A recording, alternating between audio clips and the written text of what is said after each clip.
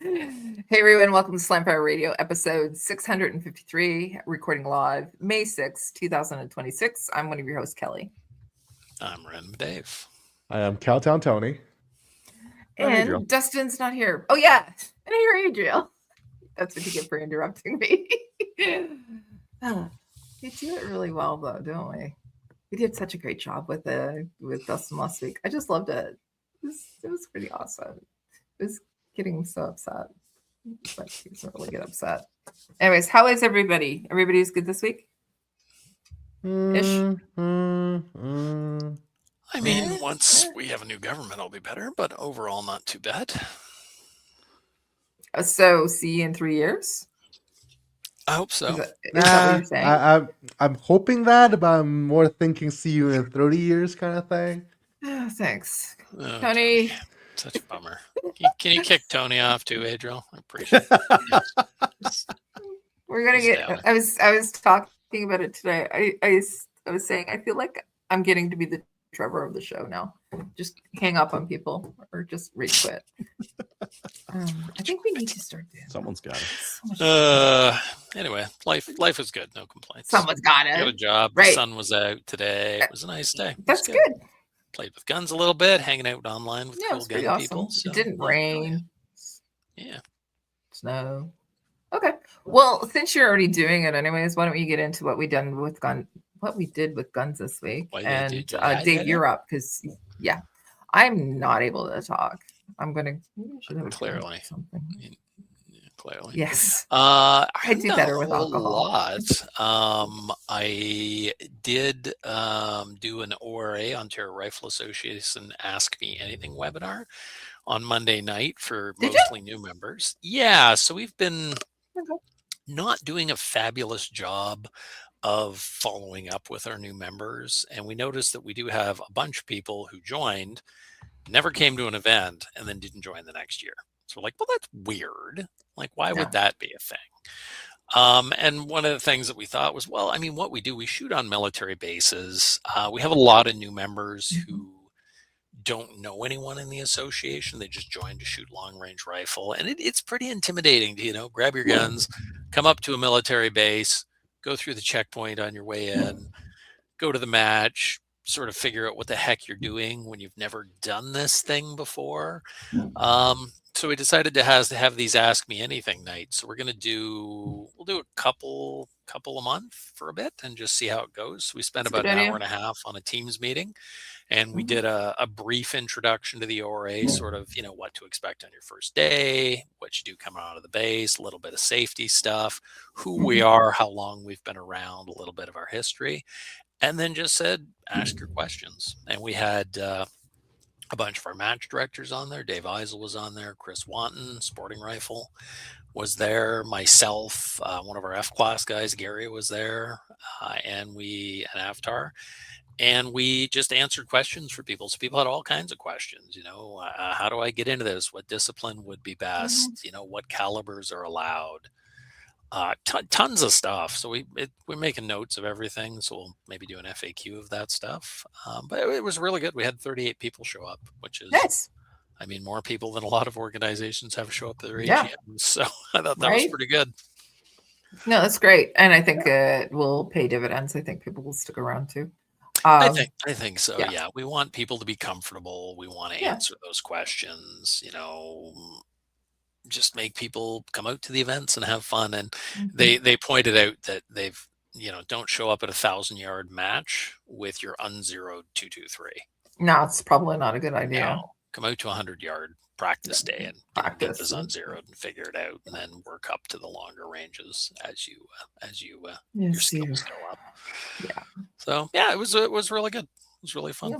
Awesome. Yeah. Okay. Anything else? Okay. All right. Adriel, what about you? Oh, what I've been up to? A bunch, because I haven't been on for a couple weeks, and last time I just kind of hopped on midway through. So, Private Pal, RPal, a work trip, so I couldn't go on the show. I did some reloading. I reloaded for 4570 and 6.5 Creedmoor. The 4570 I reloaded. Serious? Nice. Yeah, some 405 grain lead bullets and some 325 grain copper jacketed ones for that trapdoor. Nice. The How much- FTXs are such a waste. How much 6.5 did you reload? 80 rounds or so. I'm looking for a benefactor. Oh. Do you need brass? I have buckets of 6.5 Creedmoor brass. You know what? Maybe we should talk too. Yeah. It's expensive. It's expensive to go into the store and just say, "Can I get some 6.5 Creedmoor match grade? Thank you very much." And Yeah, it's brass is nuts, actually. I It's was Wow, crazy. but it's not those match things. grade. It's Adriel grade though. That's quite different. you know what? Mhm. It's fine. It's fine. It's fine. It's fine. Yeah. So what are you using the 6.5 for? I have a couple guns in 6.5 Creedmoor. I have one Yeah. that's a precision rifle and one that's a hunting rifle. Okay. Yeah, Okay. the precision one is a long story short because I've got a bunch of those match burner bullets, like a whole bunch of them. So I reloaded a bunch of those. Okay. Nice. All right. I went to the range, shot said 6.5 Creedmoor bullets. Yeah, went well. Good. Shot the trapdoor Springfield. It's got some snappy recoil. Yeah, it'd be a little punchy. Yep. Which I didn't think it would, but yeah, a little bit snappy. And like Big bullet. butt pads a little bit well, it's steel and it's Rusty Not- and old. Not. nah, it's in pretty good condition. But yeah, it's old. It is definitely old. Yeah. Okay. Shot the B-22. Mhm. I hate those 10 round mags in the B-22 so much. They're just I don't crap. get it. I don't get it. I don't get it. Why they're so bad. No, I don't get why you hate on them so much. They seem fine. You've used a Ruger 1022 magazine, right? Yes. You know what a good rotary mag could be. That feels like garbage too. Yeah, they're I mean, not like that a smooth on rotary the side. for sure. Yeah, rotary magazine, you're always going to be going around, but and it's never going to be as smooth. But the B-22 is like notably worse. Trying to like get them in there, you definitely feel like you're going around because you have to kind of push them down and to the side. Whereas with I think the you just need to 10.22 push it to the side and don't worry about the down part, and then it will work out. Maybe I just have it for so long and I got used to it, but I prefer them to sheet metal magazines. Well, yeah. They don't jam up, so I don't. I prefer I would rather have a Mark II magazine than the B-22 magazine. Now, the flush fit, okay, yeah, it's flush fit and it's 10 rounds. And with a stick mags, you know, if you've got rounds your still hand legal. under it, sure. But you know, let's say we want 10. Yeah, it's still better. But 5s are a flush mount and they don't suck to load either. Like any of the straight mags are gonna be easier to load. Mhm. The rest of it was fine. I didn't notice really much difference to it compared to, I don't know, other bolt action 22s that I shot the Taipan. Way smoother than I thought it was going to be. Even on extraction, it was pretty good. Yeah, so really good on that side. And the only thing that I didn't like about it, the magwell on it's quite tight. It's got a tight, and there's not much of a bevel to it. It's not flared or anything like that. So you really got to get them in there properly. Yeah. But accuracy was good out of it, and it ran with everything. I got some nice fireballs out of it with some of my flameier ammo that I've got. Did you videotape? Oh yeah, good. Yeah, right. Yeah. There are videos of such thing, and they'll be going into a review for it. What barrel length is on it? I don't even know. Is this 16 or 18? Center 16. Well, I saw 16. CSA Taipan X. 16 and a half. Okay, nice. That's why the fireballs, I guess. But I did get some decent velocities with some of my rounds. So yeah, like some of them were 3,000, which is what I want. Yeah, what I want to see. Yeah, so that was a good range trip. Then I did another work trip, so I also could only jump onto Slamfire like halfway through. I posted some guns for sale on Gunpost, mainly because like if you look in the back here, they're kind of stacked on each other, and for the amount of space I have to store guns, that shouldn't be a problem that I should have. Like not pictured here. Not pictured here is a pile of guns for PAL and RPAL that are in cases. Yeah, because they just stay in cases. And I've got some guns at my parents' place and my brother's place, and there's more than just this. Yeah, sounds like you have plenty of room for more guns. Yes. Yeah, that wall I will next to have you that. could be probably moved, I'm thinking. I don't know if that's structural or not, but you should work on that. Well, that's all ammo there. This What is did- guns and ammo, and off screen here is accessories. And All right. So, question. Uh-huh. When does the oldest go to college? Yeah, good fall. question. There you go. Yeah, Another extra gun room. overflow storage. Like the way you think. No. Kelly. Nice. Yeah, I think you'll be here for the whole time. But Oh yeah. Yeah, I sold the Savage Mark II. Yeah. I had a, Did you? had a That was Savage quick. Mark II. Yeah. Okay. Yeah. I put it for a decent price, and someone's like, "Hey, hunting gear guy, I'll buy that off you." It's like, sweet. Did he So- say they know hunting you? gear guy? Mhm. Okay. Good. on Gun Cool. Post? Yeah. Yeah. And like I was like, oh, now that I'm selling this thing, I kind of want to do a video. So I did a video on the Mark II versus the B-22. I already had the video like for the Mark II like ready for my kids to edit for I don't know months now. And then so I did a B-22 versus Mark II video and article. So you're still gonna do a full review on a B-22 yet? Yeah. I have an article on that one already. But yeah, not a video just yet. I want to do some more accuracy testing before I do that. Okay. I got this is actually I was talking to Gravel agency about these. So they've got these mag views, and what it is just you stick it's like a magnet that you put on your binos. And then so if you've got one of those, it might work with the iPhone. I haven't tried it yet, but or you put a sticker, like a metal sticker on the back there.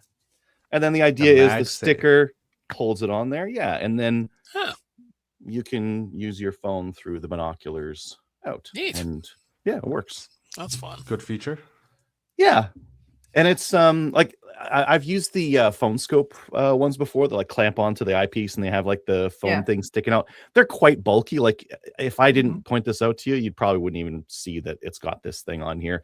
You can still use it as normal and all that kind of stuff. The cup doesn't fit on it anymore because it's a bit bigger because of the magnet on there. But and then in terms of the phone, like it's a pretty thin little just metal sheet sticker that you put on there to that's pretty cool. Set that side up. That's a fun idea.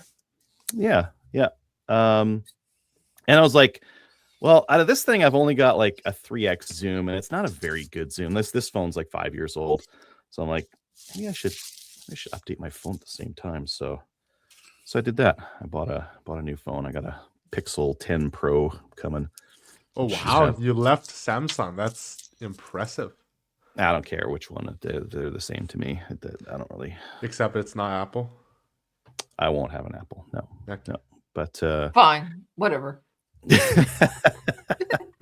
I had them before. But now I wanted something with like a better camera because this one's like 5 years old camera tech, and I like the zoom. So 5x optical zoom on the Google through the. Nice. Was this a 8 or a 10 on this one? I can't even remember now. You'd think it would say it on there. Oh, 10. Yeah. So 5 on the camera through 10 on the binos. 50? Yeah, it's 50. 50? Yeah. I don't know, maybe. I don't know. That'll be neat for recording some stuff. That's cool. Even if I'm not going through the 5x, if I'm doing like the 1x and I'm doing like super slow-mo or that kind of thing, that would be interesting. Because like I was going over some footage from my phone and then my buddy's phone of like just 3-gun, and mine doesn't look as crispy. Yeah. Even though it's 4K, it just doesn't look as good. 5 years makes a big difference in technology, dude. And the AI process, the post processing, that kind of thing on the image, it's changed. So I wanted to get up to snuff on the tech. Nice. Did a pallet in Devon with Colin. That was a good time. I got some videos and articles out. So that Mark II versus B-22, I got an article and video on that one. The MDT Oryx bipod, got an article on that. Night Court. What'd you think of it? C17. I didn't read the article. I love it.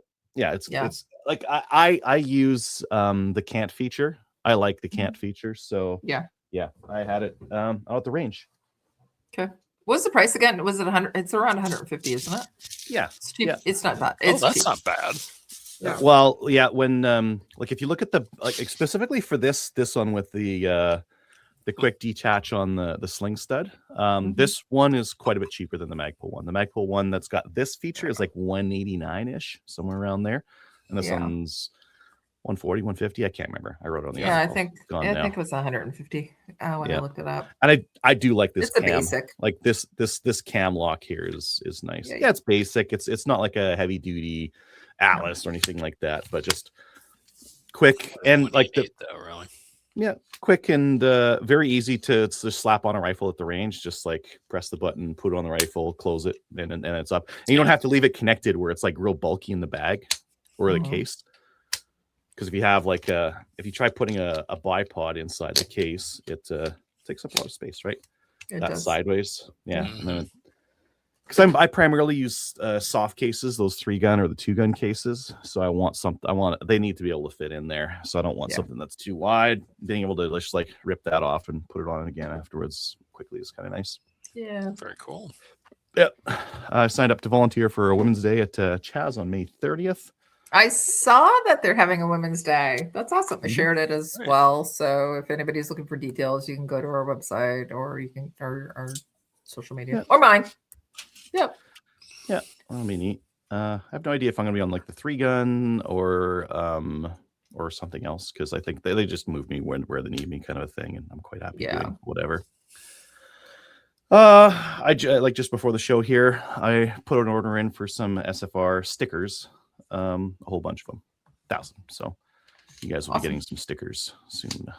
Cool. Anybody want some? Let me know. Yeah. I've got a our pal this weekend. Gonna be camping out there at Sherwood Park. The pal's sold out. Our pal's not. So me and the wife are just gonna camp out there while we're doing that. Why not, right? Yeah, it's gonna be gorgeous. It's gonna be like 20 degrees during the day. Really? So, nice. Wow. Yeah, our weather is back to being decent out here. What do you mean? It's way too hot. Whatever. I don't mind 20. It's when it gets to the like mid to high 20s or 30s. I'm already starting to get sunburned, so it's not a lot of fun. Yeah. That's about it for me. Who's next? Tony, did you do yours yet? Not yet. Go for it. All right, so I shot a USPSA match was the 1911, of course. We had 2 classifier stages. I did pretty meh in the grand scheme of things. Both C-class runs in limited 10 because they upgraded limited 10 to become a optics division. So it's really more like limited optics for Canada in a sense. And this gun, because Adriel's buttness, will no longer shoot single stack division, which is a bit unfortunate. And we already have the first battle loss on this gun. That's only the 3rd match. Already lost the extended mag release, so now I owe Adriel a extended mag release. I have to figure out a way to. It always got loose. I don't know. You have to check it for tightness or put some Loctite on it or something. Yeah. But I guess now it's gone. So it's gone now. They do sell. Ed Brown does sell the button for it. It will be threaded for 440. I'm not sure if this is already 440 or not, but a drill and tap is not too hard to acquire. And overall, the mag release isn't really the most expensive thing on this gun, so it's not a huge problem in my opinion. But why don't you just find like a nice big panhead bolt that could go in there and zing off the top of it and checker it a little bit and stick it on there. Maybe put some. That sounds like a lot of work, and maybe I should just pay a machine shop to do that and. No, I'll have it for $10. It's not that difficult. Is there other places around you though that you don't want to pay shipping for that, right? You want to just be able to get it. No, so we could acquire one from Memorial. That's a long time. That's a little bit far away. I could go to RDSC and they have what's the fancy 1911 place? Nighthawk makes one. Mm. That's not the same. There's actually, I found out, there's different types of 1911 mag releases that's extended. So there's the, which you would think of as extended, like a bigger button, or there's a standard, which is the 1911 spec back in the military days, or there's actually a spec that's the same size. It's still the little nub, but it's going to be more protruding. I might try that. This with the button on it is actually slightly impacting my holster as well because people didn't think your 1911 had big mag releases. So it's a little quirkiness to like semi-custom guns that results in things like this. Yeah, you're right. Adriel mentioned about Dave Knox's chocolates. He was kind enough to share me some this time. It's I don't know, Adriel, did you get yours yet? It's a very Yep. it's a very odd thing. So when you have it in your hand, it has this kind of a gray but like rock salt kind of a texture. But when after you like apply and crush it, it like disappears into nothingness. But it does give your hand this kind of not Its ability, very yeah. not very aggressive, but a little bit more grippiness to it. It feels kind of odd because you don't see it on your hand, but it's kind of there. Yeah. I don't know if it improved my performance or not. Did you shoot better? I don't know. I don't have a lot of benchmarks, so I don't know if I actually shot better or not. Do you feel you shot better? I don't think so because I shot poorly. Okay. Why did you the shoot not- poorly then? I'm just not very good of a shooter. See the problem? The 1911 did run pretty good. It did Okay. get pretty hot on one of the longer stages, like a 30 Yeah, it will. 30 round stage. What happened? So it's like kind of slowing down as it goes through the stage. So it's like Yeah. at the safe table trying to rack it just to redistribute the lube a little bit. I did clean and lube it the night before the match, so that wasn't the problem. I'm just not that used to double tapping targets with a pistol. To me, at least in hindsight, when I watch back the video, it's very much I'm doing control pairs on targets, no matter if it's 25 yards or 5 yards. Okay. So that's something to improve on for sure. Yeah. And Indiana ended up around 60% of the entire match, which for me probably isn't horrible, but it's generally, general speaking, it's pretty slow. And I found the Defender CCW, which is the DAW I have on here, worked really well if I have it on a long gun, but I'm starting to like dot hunt a little bit if it's on a pistol, and then how accurate am I to execute a long shot? I did miss one of the headbox only targets. I think it was probably 15, Distant. 20 yards away. So Okay. not like a really hard shot, but I hit ones and missed ones. So that wasn't well. We did that stage twice, so technically I hit 3 times out of the 4, but there's still, and I shot it at more than 4 times. So I felt I hit it, but I did drop a shot there. So that's rather unfortunate. Can I ask a question? Of course. Well, that's what we do, but are you searching for the dot, whether it's at 5 meters or at 25? It usually it's when I had to do after I do a transition. Okay. So it really depends. Yeah. No, I was just wondering if you were doing I'm both. trying to think if having the grips tapes on the front is actually harming how I'm gripping the gun because it's making it slightly more thick. Again, tiny hand syndrome, so I don't know. There's a lot more things that can be improved. I need more practice on drawing the gun, on shooting the gun, on double tapping the gun. So yeah, a lot more things to learn for sure. So in the grand scheme of things, I'm still pretty early in my pistol shooting journey, so Yeah. I think that's somewhat excusable. But Mhm. Considering I'm planning to go to Memorial this year, maybe it's not as excusable. Of course, no. Listen, it's a journey, right? It is, and I think that you know what, you have a good plan there. So if you think that, so you've just added some tape, some grip tape stuff, right? So listen to me. It's like I have experience, not. Anyways, but but my suggestion is do exactly what you're talking about. You know, you're gonna have to practice drawing. Practice drawing now that you've modified it a little bit so that you're comfortable with it. You were comfortable before-ish, comfortable-ish, before when there was no grip tape on it. So add, just practice it.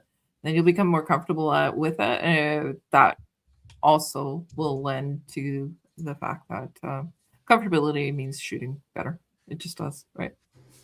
Hopefully everything turns out. But other than that, Yeah. I good did practice. You sign mean up. it will turn out, Tony, and you keep that positive attitude. It keeps you doing well. There you go. Sure, let's go with Yay. that. Focus on what goes right, buddy. It's going to be great. And I you're did- shooting a 1911 45, which is like your, oh my God, I always wanted to do this. Well, it's in the wrong caliber. It's in the enemy caliber, so that's already one thing wrong. 40. And then it's in the modern enemies production, so that's two things wrong. And it has an optic, so that's three things. Okay, wrong. stop complaining about it. It's a gun that you're shooting. Stop it. Yes, gonna be fun. And I'm very very fortunate to have a restricted firearm to shoot right now, which is Yeah. very good. Thank you, Adriel. Yes. Thing I forgot to mention last week is I got this.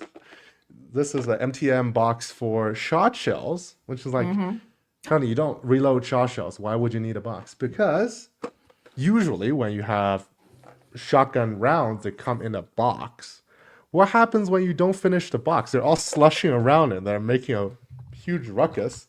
So now I have a place to sort all my different, like my buckshots. I have 5 rounds too many. I have just leftover shot shell rounds. So now I can have them all sorted by types. Some slugs here too. So pick 1 or 2 up so you can have all your accesses organized together. It's not that expensive. This one's only $7. So I'm just MTM waiting for highly that to be recommended. sitting beside you at a match, and you just grab the wrong damn Grab round wrong out of the one. box. Usually I go color match it. before Slugs I on go for it. plates. Slugs on plates, yeah. Seen I that. probably wouldn't use it No. as like a match ammo after they're relegated into this little box. It's probably just going to be range stuff. But again, it's good to have a place to hold all your loose rounds, and shotguns are kind of a pain in the ass. Ooh, printed ones. That's nice too. Yeah, you need to print something like this, Tony. I know, but I Mine's- don't really mine's- need one that's that big though. I was gonna say mine's pink, courtesy of Dave. So, and it's 9 mil. So thank you, Dave. You're I welcome. didn't give you a Thank shout you. out last week. I should have. I know. That means you're not getting a Christmas present or a box of chocolates. Well, neither is Gary. No, that's totally untrue. He is. He's getting a nice picture of Shawn and Shawn and Rod and and Tracy, yeah. What about So- Kelly? What did you do this week? I heard you have good hunting stories to tell. Well, we have some. No, I'm not allowed to tell the ones that are really really? good because we're not allowed to do that. I don't tell stories about my friends. Alright. So yeah, we went into the CC Power Gurant. Well, it was a lady shoot. So it was a pheasant shoot. It was at Cedar Meadows Farm, a game farm. It was on Saturday. We went out on Friday night. So Tracy, Anna, and myself, we rented an Airbnb. Awesome place it had. Hey. Yeah, the guy it was a single guy. He decorated. You could tell he decorated. There was a drum set in the basement. There was a hot tub fire. It was lovely. Like we got into the hot tub, had a few drinks and that Nice. because that's what we do. Yeah. Had a nice fire in the back. We had some steak. Oh, it was so good. Steak on the barbecue, and we just had a really good time. The only problem is, if anybody knows where we were in Colborne. We were on Highway 2. Highway 2 is right beside. It's literally like 10 feet from a railroad track, and it's the one where all the via passengers as well as the cargo trains go through. Ka-chunk, So ka-chunk, ka-chunk, ka-chunk, ka-chunk, every ka-chunk. 15 minutes. There was a train all night. And it was it was literally across the street from a crossing too. So you know what happens when trains come Get to the a horns. crossing.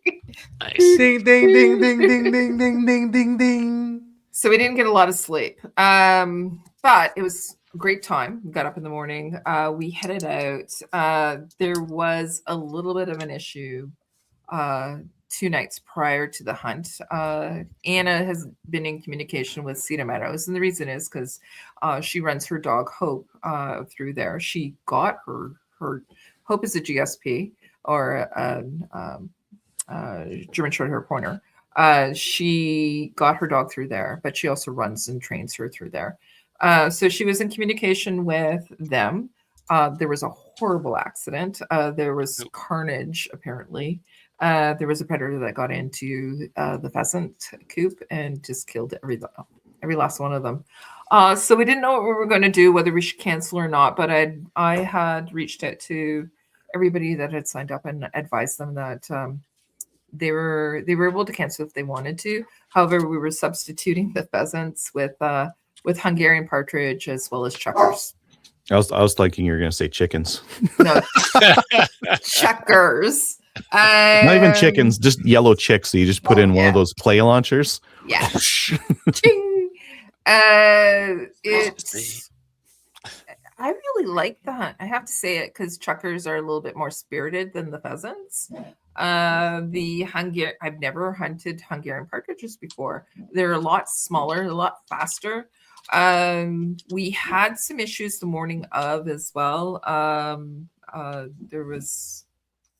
There's some challenges with things getting up and running. Just the person that was from Cedar Meadows was seriously ill. She ended up going to the hospital. So yeah, like it was a series of stuff, and we're going, I don't know if we should be going out and doing this. However, that being said, the decision was to continue on. We had we ended up only having one guide and one dog.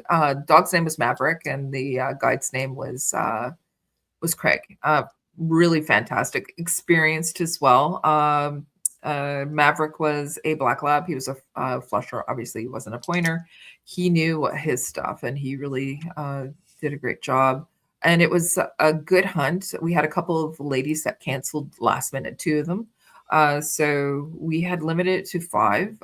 So Anna joined us in the morning. She was only supposed to hunt in the afternoon. She was part of the co-ed hunt, but she joined us in the morning so that we could have 4 ladies hunting. We had the most amazing time. We had a brand new shooter. She's never hunted before. Her name is Ali, and she was super grateful that she had the most amazing experience.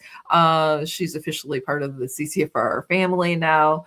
And Craig, the way that he did things is if it was your first time ever hunting, or if your first time ever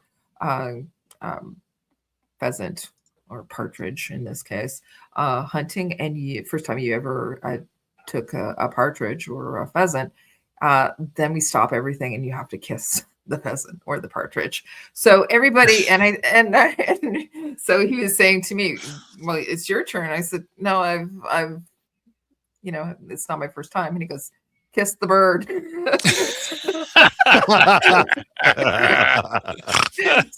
so we all kissed the bird. It was an interesting shoot, that's for sure. And in the morning we saw everything and anything that could happen weather-wise. So we had sun, we had rain, we had sleet, we had hail, we had snow, and then we had in the afternoon complete sunshine for the co-ed hunt. In the afternoon, Anna's husband came, Daryl. He ran Hope. So there was 2 dogs running. So Maverick and Hope were running, and Maverick again is a flusher and Hope is a pointer. So it was really interesting to see the 2 dogs working together. And that's the best part of going on a hunt like that.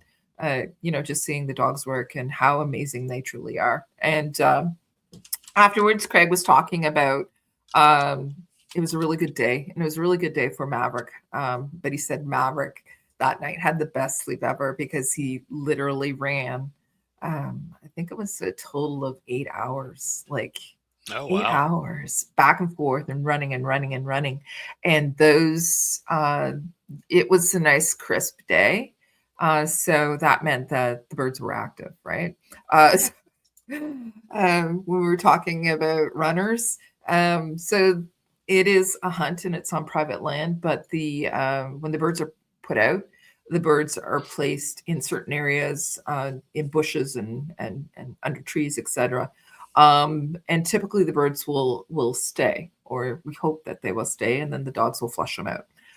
Well, that didn't happen a lot of the time because the birds decided that they were going to be runners, literally, and we'd see them running down the road. There was a couple of roads or paths through through the woods and through the fields. And we came up over the rise one time, and there was 4 of them having a big party in the middle of. They were sunning themselves in the afternoon. They were having a big party, and they were literally running. So that was a little bit of that was fun. I love the shoots. It's a lot of fun. We were able to do a cleanup hunt afterwards, but yeah, all the birds were collected. All the birds went back with people, and we showed Allie, who is the girl that's never hunted before. We showed her how to clean the birds, and she was able to take them home with her.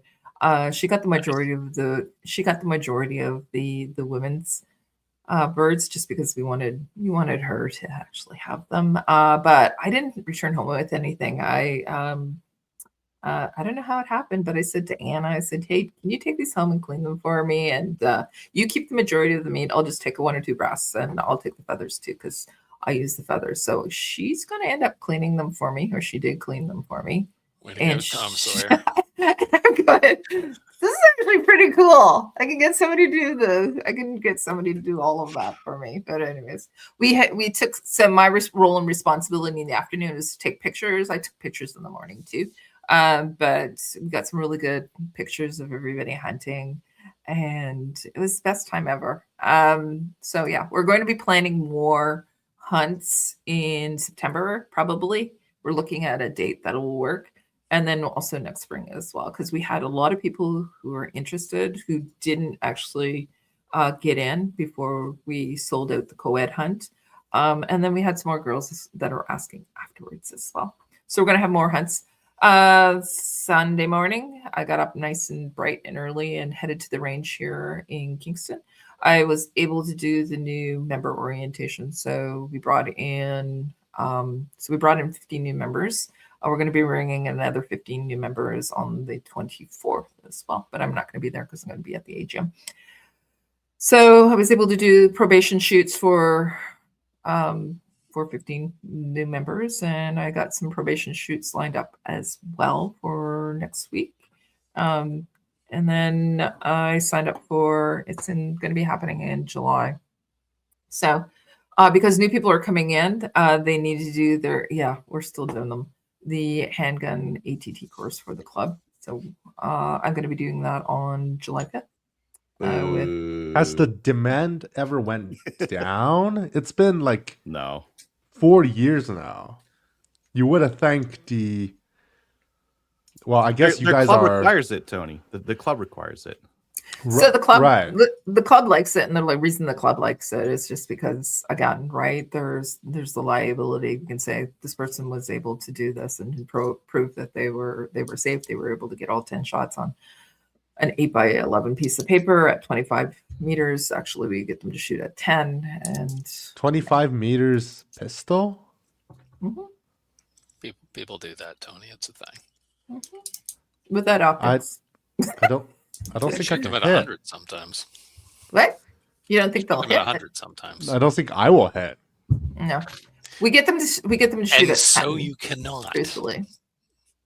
You can hit stuff. Get with good a pistol. scrub. Yeah, get good, brother. Yeah. You can hit stuff with a pistol. 25. Wait, how do you practice if you don't have the what? Wait, what? What? Isn't this a circle logic? Like I can't go to the club for the ATT, so I can't practice. So I'm never gonna be good enough to shoot those shots on the target. So I'll never be able to go to the range. Tony, Does that logic? They have me as an instructor. They Yeah, get it. They get through. Oh, Don't okay. worry about Yeah, that. that makes sense then. Yeah, I help them out. Well, Like- I don't actually shoot it for them. I help them out so that they It's can mostly get. verbal encouragement and tell them, stop There's- sucking. You there's a- suck. Hit the paper. There was Something like only that, I one guess. time I made somebody cry. Oh only wow. once. Only once yesterday. No, it's a true story. I made somebody cry once How did you make someone cry? because never mind. Stop What did you for later. All right. But yeah, that's about it. I got a lot happening in the next little bit. So I'm going to be meeting up with Rick Hedebeck tomorrow. I'm going to be driving to Brockville. No, I'm driving past Brockville. But we're going to meet up, and he's going to be heading out east. And I did some stuff for Maple Seed. I was really super excited, and everything's going out to all of our shoot bosses. Got a shoot box call next week. I got a lot on my plate, don't I? You did. Oh yeah, you- and the Very busy. AGM's coming up, and I'm also running as director again for Ontario. Yeah, that's what I was about to ask. Like, I thought you were rerunning for that. Yeah. Yeah, I am. If you are a CCFL member, don't forget to vote for Kelly.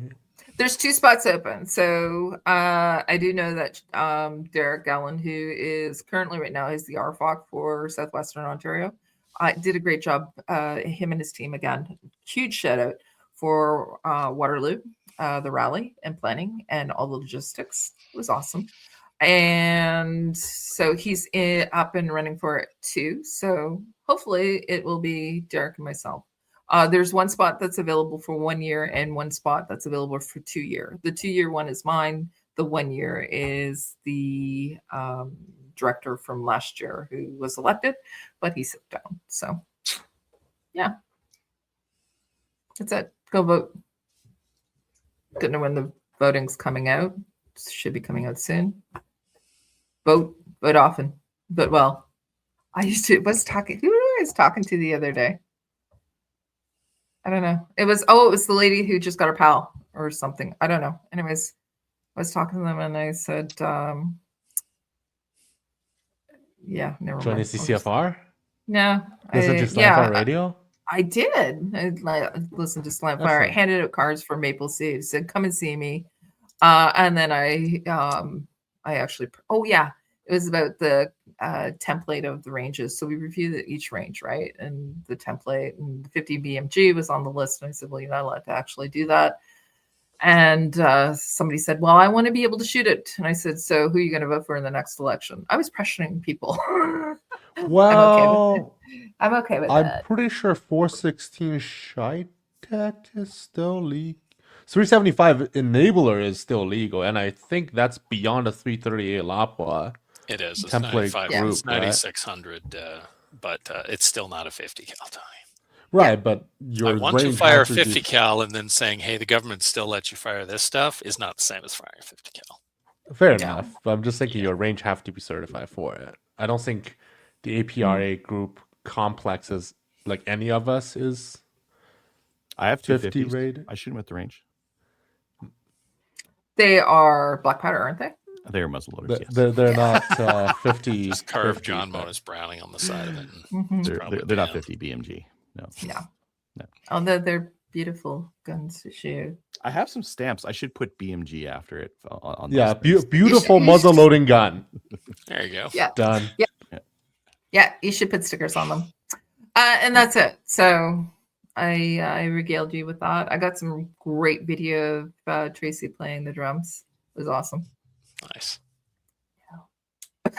No, listen, but it was awesome. What is it? Okay. CCFR Insider exclusive? Trying to drown out the train. Yeah, that did not happen. I got, I think, 0 sleep on Saturday or Friday night. 0.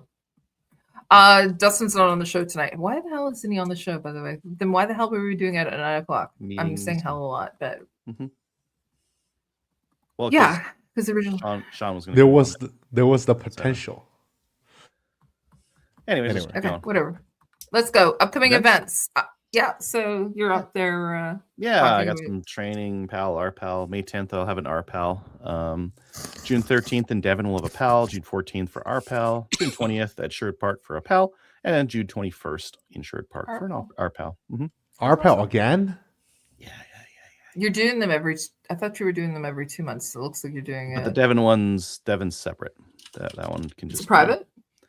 No, those are all public. Okay. All the pals. All the time. What about 3-gun? Yeah, there's some of those. Battle of Alberta is open for registration on Practice Score. That's June 6th and 7th. Sherwood Park's team match. That's their big 1 year. That's yearly. Mhm. That's also open on Practice Score. That's August 8th and 9th. And if you don't have a person for the team match, just register and don't worry about it. And we'll just find someone for you. I have to ask, have you registered for Battle of Alberta yet? Me? Yeah. Yes, I'll be ROing. So yes, I'll be doing. Oh, you're I'll ROing. I'll be ROing and competing at both of them. Okay, who's your team member? Well, the Sherwood Park one, I was thinking my son would do that. Awesome. Yeah, my oldest son. Yeah. But that's if he's in Is he any the good? province. Can you find a better shooter? No. Yeah, very. If he is in province, where's he going? Well, he might have some cadets pilot training Yeah. too over the summer. So Do you think he'd come to Ontario, go to Connaught? I don't know. I think it would be Cold Lake Fighters that have probably. come up? Oh, I was going to say, tell him to come see Aunt Kelly.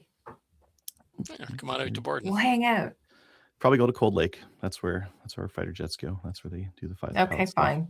Yeah. So CDTSA, I've added their dates to 3gun.ca as well, just while we're on the show here. I can't remember what the dates are, but they're on 3gun.ca anyways. I think they have.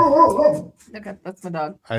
I don't think they have a dog, but I think they have an action shotgun match coming up. Not 3-gun, I think single gun, but do check them out. At CDTSA or BTSA? CDTSA. CDTSA, yeah. Okay. Practice score. All right. Maple Seeds, we have some coming up. I haven't even opened it yet. Do you want to, Adriel, review any of them or just tell people to go on over to? I'm just go on the referring to you website, anyways. but Go on the website. what day are we on? May 10th, Okay. Forest Grove in BC. Yeah. That one will be a thing. Stittsville, June 20th and 21st. Yeah. Sunbury, June 27th, and then we're into July. I think the 20th. I'm probably and going to add a Stittsville couple is in. sold out. Yeah, we need to. I'm There's probably going to few. add a couple more because Alberta needs some more. Yeah, there is one that's taking place this weekend. I believe it's this weekend in Nova Scotia. It's not on the list, and I was just notified today that it's not on the list. It's not there. Because it's Rick. So I'll have it up and Is it sold out already? you know what? No idea. Okay. And the reason is because it's not my shoot. So I don't know. Right. All right. We'll put it up and we'll also add a few more Ontario dates as well. So let's get into the news. Yeah. So we kind of covered this in our main topic that's about to come up if you are listening on the podcast. But yeah. So you can withdraw from the ASFCP. There's a post on Reddit of a guy who did it. And they're like, yeah, within 10 days, we'll call you and discuss further. And here's a reference number. And they said, it's been 30 days. Not a single person's reached out to me. No, I don't think anybody will. Oh, well, you told them. You're done. So along the same lines, there is something that somebody posted. It was a Facebook post about the compensation part. Yeah. The long and short of it is that you have 5. So when you receive the message, you have 5 business days to book an appointment to deliver your guns. If you're on holidays right now, you're fucked. You don't get to turn your guns in for money. If you miss an appointment, you're fucked. And if you have too many guns, you're also fucked because they can't book you. They'll have to do a special appointment for that one. Because they can't count past 4, apparently. Their gun chop saw can't handle more than 4 at a time. But that's the deal. It's almost like they don't want to collect the guns. It's almost like they're trying to make it as hard as possible so they don't have to collect the guns. You know, every time I think that they've done the thing that will like really sink this thing, they just come up with something better. and just roadblocks to throw in people's ways and like bullshit 5-day things. I'm just like, what? Like, do you literally want this? This to fail? Did you is set it up? how they can keep in budget. True. They should Yeah. already be able to keep in budget though, because of the just no one's Lack of participating. Lack of Participation. registrations. Yeah, lack of participation in it. Yeah. Yeah. Saskatchewan has put out some details on their thing, so you can go online and basically register to be like, I'm going to store my guns and not sell them to the government, and that's a thing. And the federal government has to give them fair compensation. If they don't, they can just have them. I think on their house. including ammo and accessory, which is pretty crazy.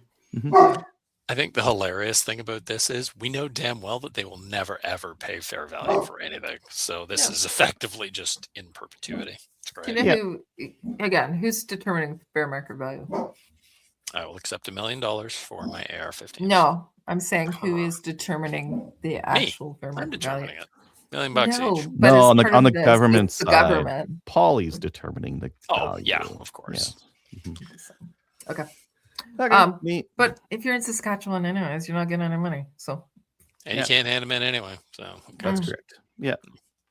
But they have a better legal protection to now store those at their house. yeah, which Because is there was a provision in there to be like, oh, government agents can hold the guns, and Saskatchewan's like, well, we'll guess deputize what? the lot of you. Look at how many government agents we have who are holding these firearms. Yeah, I think that's amazing. That's just a huge middle finger. It's great. Yeah. go ahead. I don't know anything about this one.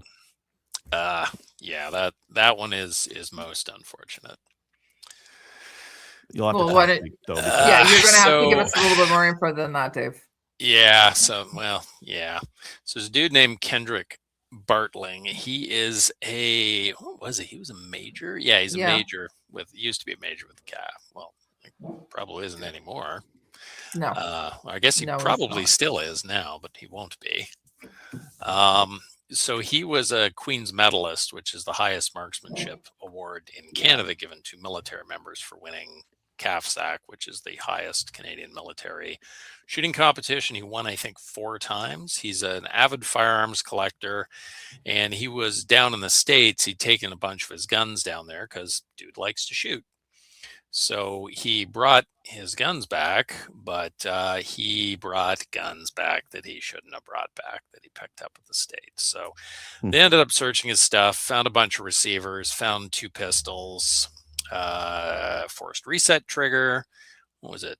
Yeah, 6 lower receivers, some with or without serial numbers, 2 handgun receivers, 7 upper receivers, 1 forced reset trigger, and 1 plastic suppressor for an airsoft gun. Yeah. They just threw that in. Why for fun, I guess. without serial number? 3D printed, probably. In the knows- States, you can make your own guns. It's not Mhm. like Canada with our terrible laws. That's you're a gun enthusiast. I'm assuming was a PAL holder in Canada. Oh yeah.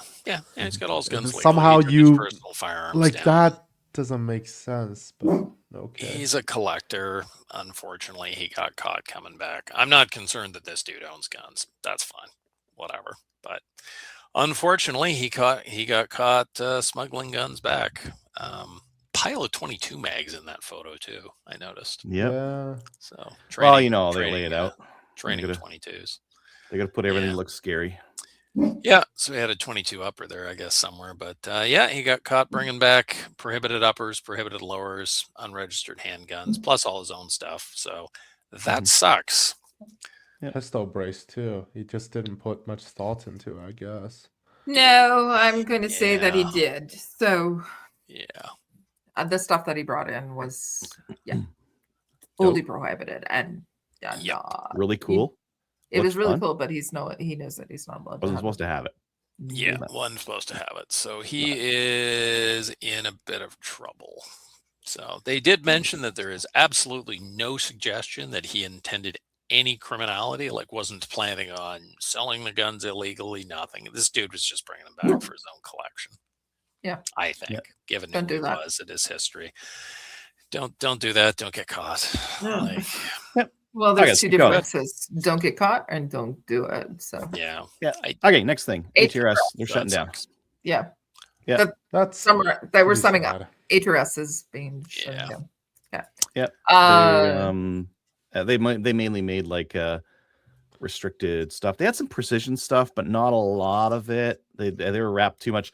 Like they had ARs, then they had the modern sporter and the modern hunter, and which all got banned. They had all got a banned. chassis for the Ruger PCC, and then PC9, the Ruger PC9 got shot. So yeah, that's way too much development to put into guns that just turn out to get banned afterwards. So Yeah. I was surprised they survived long after the RCMP Modern randomly Sporter? decided to Yeah. ban the modern sporter after saying it's not an AR-15, it's a unique firearm. Oh, sorry, it is an AR-15, and banning them. Yeah. I can't even imagine the money they had in tooling and inventory and freaking liberals. Like, imagine. Yeah. Imagine having your home business or your family business putting all your money into the whole thing, and then the government just says, "Yeah, we're shutting you down. We're taking all your stuff." Like, heartbreaking. Yeah. This next one's kind of surprising to me. Ottawa spent $728,000 promoting red flag gun laws, but only one order was reported. So only one red flag order was reported to the CFP, the Canadian Firearms Program, since December 15th, 2023. That's a really expensive one report. Yeah. Okay. 720. Holy fuck! They spent $25,000 on a webinar. Good God! 50 grand to translate 5 fact sheets into English, French, 8 indigenous languages, and 7 commonly spoken foreign languages. What the copy for Chinese? I want to test that if it's accurate or not. Funny. In our bilingual country. Look at this. GG, guys. $215,000 already paid to funded organizations under the Red Flag Awareness Initiative. I wonder who those organizations is. You know what? Oh, I think we should put an Police A-tip. Sevilla. Yeah, put an A-tip in on that one. But here's your A-tip. Plus, look at the one under there. $438,000 for program delivery and administration. But they only get one. I want that job. You're just sitting next to a phone, one of those old like corded rotary phones, and it just never rings. You just sit. Like you get so much knitting done. But like, what's the program delivery and administration? Like, somebody reports somebody, they say go seize their gun, the cops show up and go, "Hey, we need your guns. Have a nice day." Like, how does that cost you $750,000? Well, there's paper. Paper's expensive. Oh, it'd be a lot of paper. I fucking knew it. Kate, yeah, red flag. So funded organizations, this is going to be some fucking nonsense stuff. Yeah, I know it. As soon as we get into this, I know it's going to be, This project will inform frontline gender-based violence specialists and expand outreach to other human service professionals and raise public. They just pissed this money away. Yeah, pissed it away with whoever sounded good. And I'm going to stop looking at that because gotta give your friends money. Are you getting raged? I gotta let's get blood pressure. So let's look at one thing that wasn't on the list was there was a scam that was essentially, it was an email that was sent out to retailers, and it was verified, by the way, because the RCMP later followed up. So Tracy, she got contacted by a retailer, and the retailer said, "This is a scam. This is huge." And so she put out onto social media. She did contact the RCMP saying people are being scammed, the retailers themselves. And so the RCMP put out a bulletin to say, "Do not click on this." So thank you to Tracy Wilson for being on it and protecting retailers, and then also sharing it with the RCMP so that they can look really great about it, right? Anyways. I mean, it's kind of funny that the public sector, the private sector scammers took a page from the public sector scammers notebook and just got in on the gig. Right? So, I mean, good for them. Entrepreneurship is admirable. Good for you guys. Well, the reality is there's guaranteed people that fell for it. That sucks. Yeah, there is. Let's get into new gun stuff. Let's do that. Free gun in Canada with style. Wait, that's not this one? RDSC, or is it this one? No, RDSC. Let's go with RDSC first. RDSC has the 18-inch Henry lever-action Supreme rifle available in 223 Remington 5.56 NATO. Lever-action AR magazine detached box mat fed, and $1,700 Canadian. So there you go. So it takes AR PMags, and then it takes additional capacity MSR style magazines. AR style mags. Well, modern sport. Well, anyway. Yeah. Oh, MSR modern sport rifle. Yeah. Okay. Yeah. So snag bags. Cool. Yeah, Stanags. I saw someone running this at a 3-gun match. You How to did. run. Looked fun. Yeah. Looked fun. Yeah. I love that it's mag fed lever Keep guns. saying that. Yes. It looks fun. It's fun. I think I'd rather be shooting an AR, Kelly, but yeah. As God intended. That mag release looks fun as well. Yeah, but Yeah, anyways, we got right? that one. The new Duria TM22s with the short barrels are coming in. So these ones are a 12-inch barrel. Yep. Bullseye's got one with a very small Handguard. forend on it. Yeah. 5-inch handguard, yeah. Yeah, if you want a bigger handguard, FOC's got one, but the gun's also $100 more. Well, So bigger maybe means just slap a different handguard more. on it. I don't know. But how, like, they're not AR handguards, they're proprietary. Right. So, Yeah, Well, they are. and these are somehow aluminum find it. ones. The Mhm. feathers and that kind of thing use plastic ones. polymorph. Yes, that's the nice word for Plastic. Florida beach plastic. Yeah. That's Caltech. Their business is in shambles in Canada. Yeah. Speaking of business that's not in shambles in Canada, here is the Henry SPD, the Special Product Division Predator. It's a adjustable cheek rest, laminated stock Henry Supreme with a carbon barrel. And it guarantees 3-shot sub-MOA out of a lever gun. That is pretty impressive. With a bipod. Well, with proper shooting techniques, I guess. With a bipod. That's pretty interesting. Adriel, do you mind going back a page? I see they also have some other stuff that Canada don't have yet. They have the This is the one? No, not this one. This one I don't think is going to sell very No, well. go back to Especially that one. Yeah, I The like spirit that one. of What do we got yeah. there? Ooh. The spirit of How do 76. you pronounce the name Semi-Quincentennial? Centennial. Edition. Semi-quincentennial. Yeah, whatever. Quincentennial, yeah.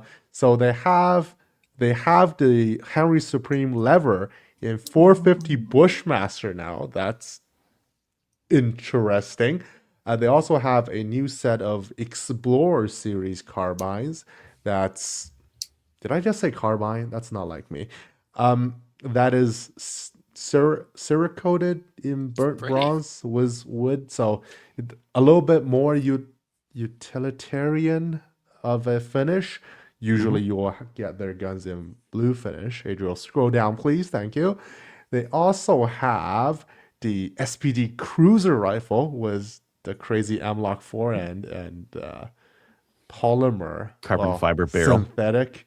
Yeah, and threaded barrel as well, which is going to be very useful in Canada for sure. Looks expensive. Yeah, 2500. Looks expensive, feels expensive, US. is expensive. Yeah. And they've also extended their motif of provide and protect, where they have a little bit more modernized kind of ergonomic features on their traditional lever action rifles. And then one last thing I want to mention is their rimfire lever guns. They never had Picatinny rails on them. Now they have introduced a few models. One of them being, oh, go down. Adriel went past. Oh no. No, I'm going to filter for it. Sure. The H1X model, which is kind of a follow-up on the X model. Very modern, very utilitarian. They also have the H1 Sporter and the H1 Bandit, which is still standard 22 wood furniture, but has a Picatinny rail. So you can shoot your rimfire PRS was your lever. I don't know. Tony. But you have your option now. Tony. That's enough No. levers. That's enough. That's It's no. too much. Lever is the modern semi-auto in Canada, okay? Yeah. It's just a fact. Yeah. For now. Tony. Yeah, For we now. know. No, stop. I'll stop there. Okay. Thank you. You know what? Yeah, appreciate it, but no, we're not going there, right? Correct? Yes. Okay. Let's get into the main topic that we're going to get right into. So we're going to get right into the interview first, and then, as I said, then we're going to get into the rest of the show. So welcome to the show tonight, Shawn, aka the Tenant. You have it there written on your screen. So why don't you tell us a little bit about yourself? You're part of the shooting community. When did you start shooting, and what do you do in your real life too? So let's talk about that a little first. Geez, what do I do in my real life? As little as possible, if I can help it. No, actually, I work for the Ontario government as a store manager with the LCBO. So that's kind of what I do. So sorry, no bourbon for nobody. Nothing US. You're out. Sorry. I got a stash. That's okay. I have the keys if you need more. My shooting experience. My shooting experience. Geez, I think I started when I was around probably 12, 13, somewhere around there. Out with my dad, my uncles. Basically bird hunting. Mm-hmm.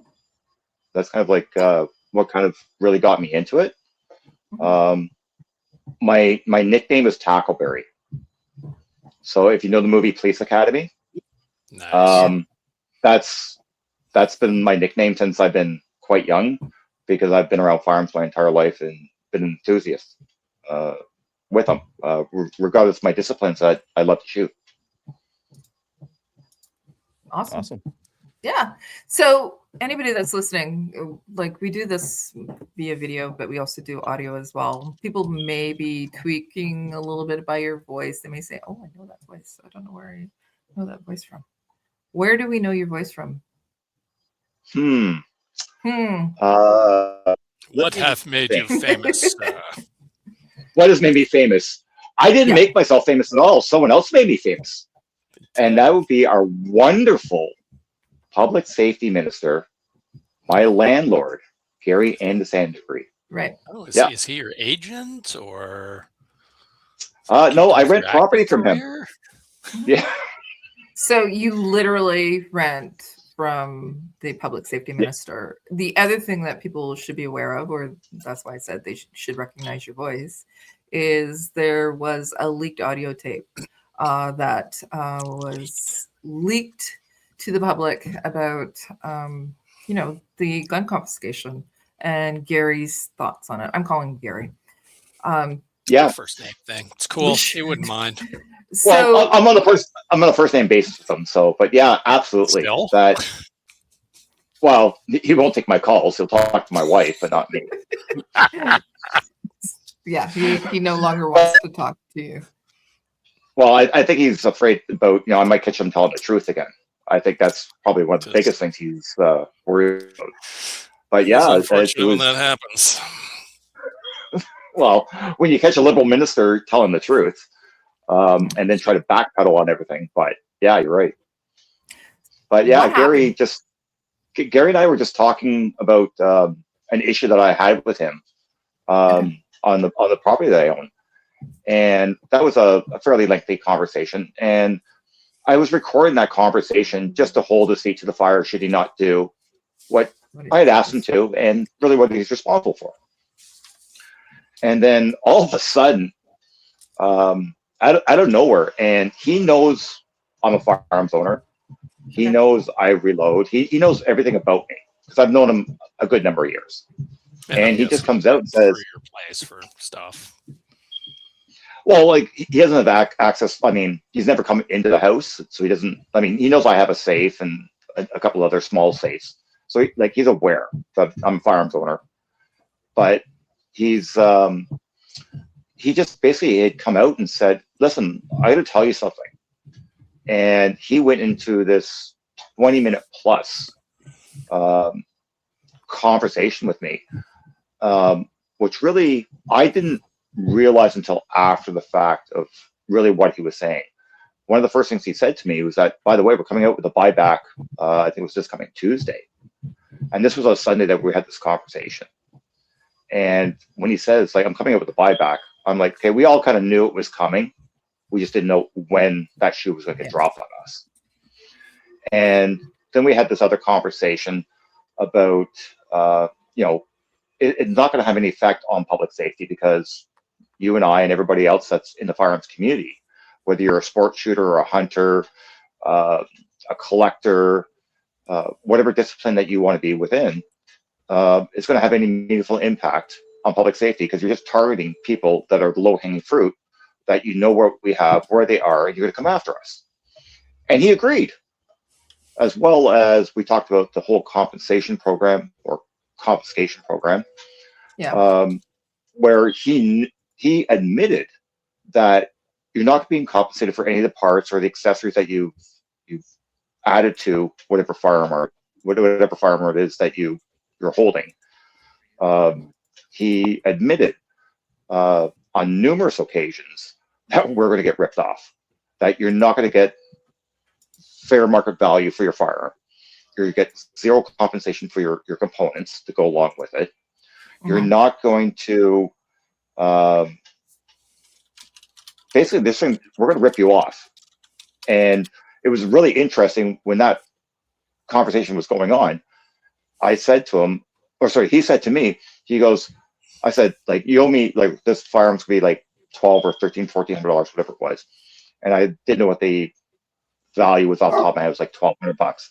And then he says to me, he goes, oh, don't worry, I'll top you up personally. And I was like, that was okay, odd, right?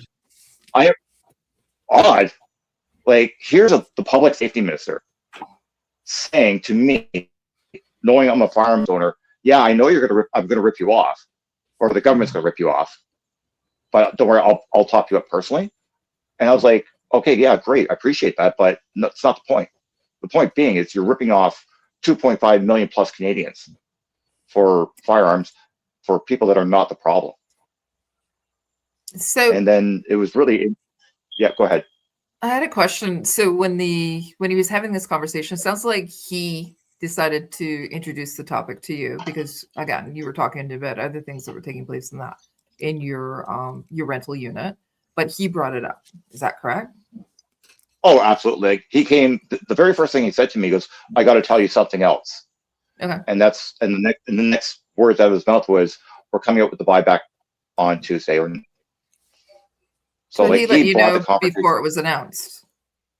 Yeah, absolutely. Like, it was not announced to the public. I don't know if it was announced to cabinet or the rest of the caucus or the rest of the party.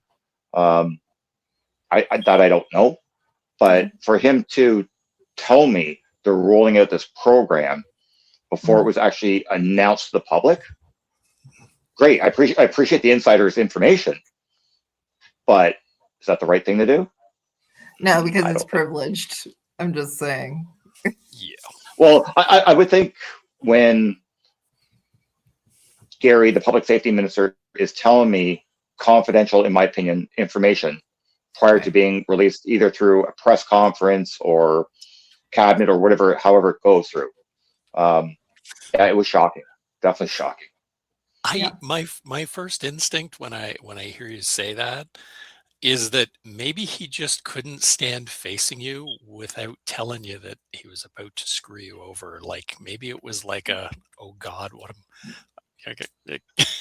like a guilty conscience type of thing, like just had to get it out or something, because that is pretty crazy that he would do that. Well, it's not just telling me about the announcement, but like, he firmly does not believe in this program. He does not believe in it. And he even said that on the leaked audio on more than one occasion. He said that if he could do it differently, he would start from scratch and not go down this road. You know, that Mark Carney was just basically telling him what to do and he was just following marching orders. Like, here's a person, our Minister of Public Safety in Canada, responsible for the safety of all Canadians, telling me that the program's not going to work. It's not going to have a public impact on public safety. oh, by the way, if I don't follow the rules, he'll be able to bail me out of jail. Like, well, pardon? According to the tape, he says it will be enforced, but if it is enforced, he'll bail you out of jail. Is what he said. Yes. Correct. Wasn't it something along the lines of the police don't have the resources anyway, so basically don't worry about it? Which is crazy exactly. for the dude to be saying, well, this is against the law, but I'm the top law guy, but other than Shawn Fraser, I guess, but don't sweat it. It's cool. Just, yeah, you're good. And and the whole I'll bail you out if it goes wrong. I would love to see him down there with his checkbook out, bailing you out. Well, Bailing out here's 2.5 something. million. Yeah, like let's all sign up. Like, if we're not going to participate on the 30th, hopefully he's got lots of pages in that checkbook of his. Because there might be a few of us that are saying no, and I told him straight up, no, I'm not going to participate in this. Right? My wife's not happy about that, but yeah, we all have to make our own decisions on that day. Mm-hmm. It's going to be interesting because he is a lawyer, if you don't know this, and he basically counsels me to break the law, in my opinion, right, by telling me, you don't have to participate. And I asked him straight up, so what does that make me become? That's going to make me become criminal, and I've done nothing wrong. Since 2000, my firearms that have been required to be safe queens, that's where they've been. And we can continuously watch the crime rate, or the gun crime rate in Canada, constantly increase. So obviously we're not the problem, because if gun crime's going up and all our stuff is locked up, where's the issue? And I even challenged him on this, saying this $742 million, $750 million, or actually I said this $750 million that you're wasting could be better utilized at the border, right? And if we spent that money at the border, we're not just stopping illegal crime guns coming across. We're stopping human trafficking, narcotics, by spending all this money on scanners and personnel. That's where the money is going to be spent in a meaningful way, not by going after law-abiding firearms owners that are not the problem. Right. So the law itself, it only applies to those that hold a valid PAL, our PAL, and have registered their guns. We already know that the AR-15s, they are restricted. They know we have them. They just don't know that the non-restricted. Well, it's right. It's so easy, because they have a list of all of us that have restricted firearms, who we are, where they're located, exactly what you have. That's easy to go after. That's the low-hanging fruit. It actually costs money and police resources, which every police agency pretty much across the country, other than the sort of Quebec, Halifax, Winnipeg, and Waterloo, have said, okay, we'll sign on.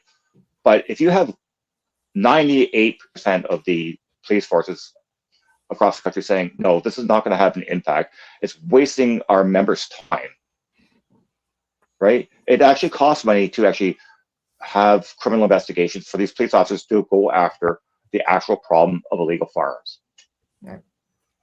So let's get back to the audio tape. So you're taping anyways because of what was taking place in the unit in your apartment. But he introduced the subject, and he was thinking, I think that he was being, a pretty solid guy and giving you a warning. And a lot of so I have listened to the tape. I was a little taken aback by it, just have to say, because you're right. I thought it was maybe fake when I first heard it, like, in all honesty. I thought maybe somebody pulled something over on the CCFR somehow, and then I listened to it a few times. I'm like, no, it sounds really real. Oh, it's real. You held on to it for a little bit, didn't you? I did. So this happened back in September of 2025. Right. And because of where I worked, and I was somewhat concerned for my employment in that. And I'm not a flamboyant kind of person where, I want to be in the spotlight and things like that. So that day, shortly after the conversation. I sat on the audio tape for probably about 45 minutes, and I had to let some of it sink in to say, geez, like, they're coming out with this buyback on Tuesday. No one knows about this. It hasn't been announced. And I was like, okay. At that time, I was not a member of the CCFR. Why, I don't know, but I wasn't. And I'm like, the CCFR is the largest, most proactive organization in the country. So I actually reached out to their 24-hour hotline, I guess it was, said, hey, this is what's going on Tuesday, being Sunday. And Tracy Wilson actually called me back, and she's like, what do you mean? Gary's your landlord? He said what to you? And that's when I'd forwarded the whole audio tape to Tracy Wilson. Yeah. And it was, she called me back numerous times going, do you understand what has been said in this audio tape? Yeah. And I'm like, yeah, he's coming out with the buyback and that. And I didn't really dive too deep into the entire conversation because I was really dumbfounded that he's rolling this program out on Tuesday and screwing us all. Right. And then when I kind of read it back in my own mind, how it's not going to have an impact on public safety. It's only to buy votes in Quebec, right? The whole program is capped that you're basically not going to get anything. It was just a total shocker to me. But I sat back going, okay, I don't want to talk about this publicly. I don't want to put my name out there. I didn't want to be in the limelight. But I got to a point where I can't sit idly by anymore. Like, I've done nothing wrong in my entire life. I don't have a criminal record yet. And he's pushing us all into this corner, and we've done nothing wrong in it. So I finally said to myself, I need to stand up for myself. I need to stand up for the rest of the Canadian citizens across this country and say, listen, if I can come out with this and expose him, fine, so be it. So I agreed to have my name go out there after many, many months of being quiet. Yeah, initially, sorry to interrupt, but initially when you provided the tape and you did provide it to Tracy Wilson of the CCFR. Thank you for doing that, by the way, and not holding on to it.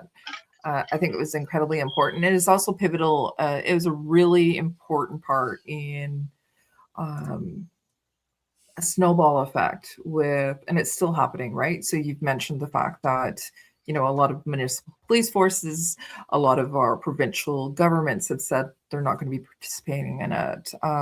But I think that the tape itself was pivotal in that. And we talked about that privately, you and I. But for the longest time, you did not want your name out there.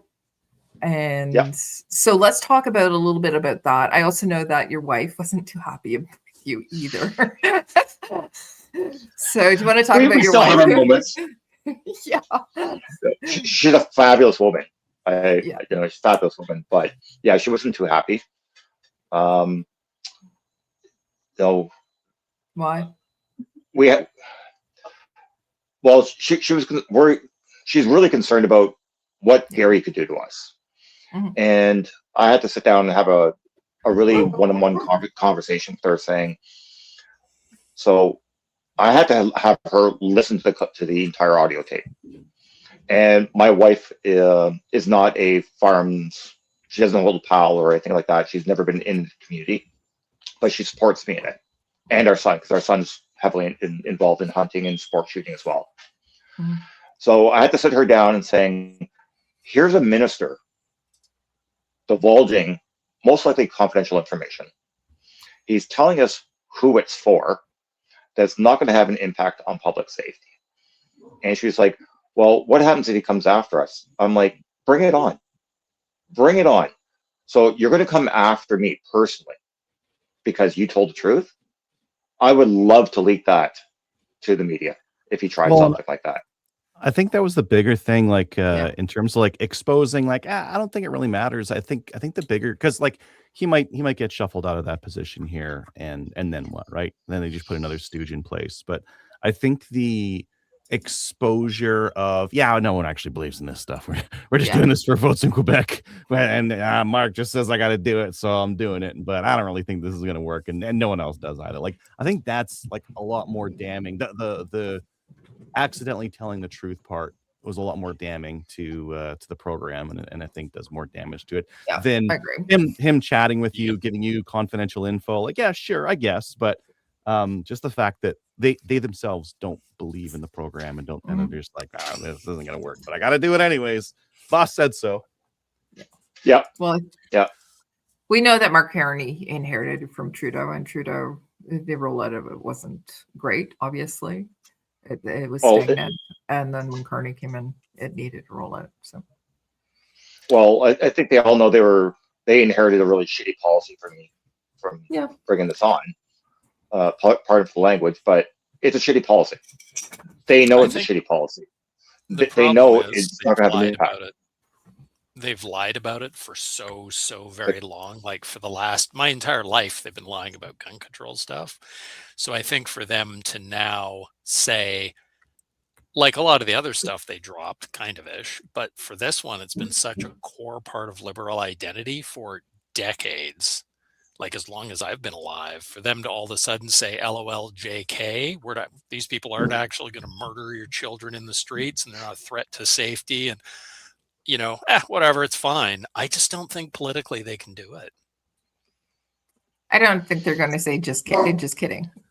Yeah, they will never say JK. LOL JK. No. I was really hoping when Carney got in, because he's the practical guy, he'd just go, this is ridiculous, screw it. And then I was really, really hoping when your recording with Gary came out that they would have been, you know what, this thing is done like dinner. They wouldn't be able to do it so soon, but yeah. They're in for the long haul right now. Yeah. Unless there's other things that do take place. But so your wife's not very happy with you because of she's cool now. She's fine now. Yes. Yeah, I did want to acknowledge that, but also thank her for that too. But also you decided to go public. When I say public, you went from the Tenant, because you were known as the Tenant for the longest time, and you became Shawn, right? You became very active as well. So what made the decision? What changed? What precipitated your saying, okay, you know what? I don't care anymore. I'm fine with letting people know who I am. What changed? I think I just couldn't sit idly by anymore. And, everyone heard the voice, but they never could put a face to that voice. So I wanted to come out and just basically say, something, it's real. I'm that person. What you heard is the absolute truth. And if you have questions, come talk to me about it. And I actually came to Quebec City with you, Kelly, for a massive rally that Sophie put on. We put 4,000 people on the ground there. And, I think that had an impact on all Canadian citizens, is by me just coming out and saying, I need to do this, and no longer just be a voice, but be a face to that, and be something that people can come up to me and say, thank you. And a lot of people have. Whether it's the rallies, it's shows that I've been attending. It's just like I can't sit idly by anymore. And that's what I just said. I'm no longer the Tenant. My name's Shawn Branch. I am the Tenant. Right? And this is what he told me. Yeah. I had a bunch of friends who were very impressed when they found out that I'd run into you at the rally. They were like, oh my God, you met that guy.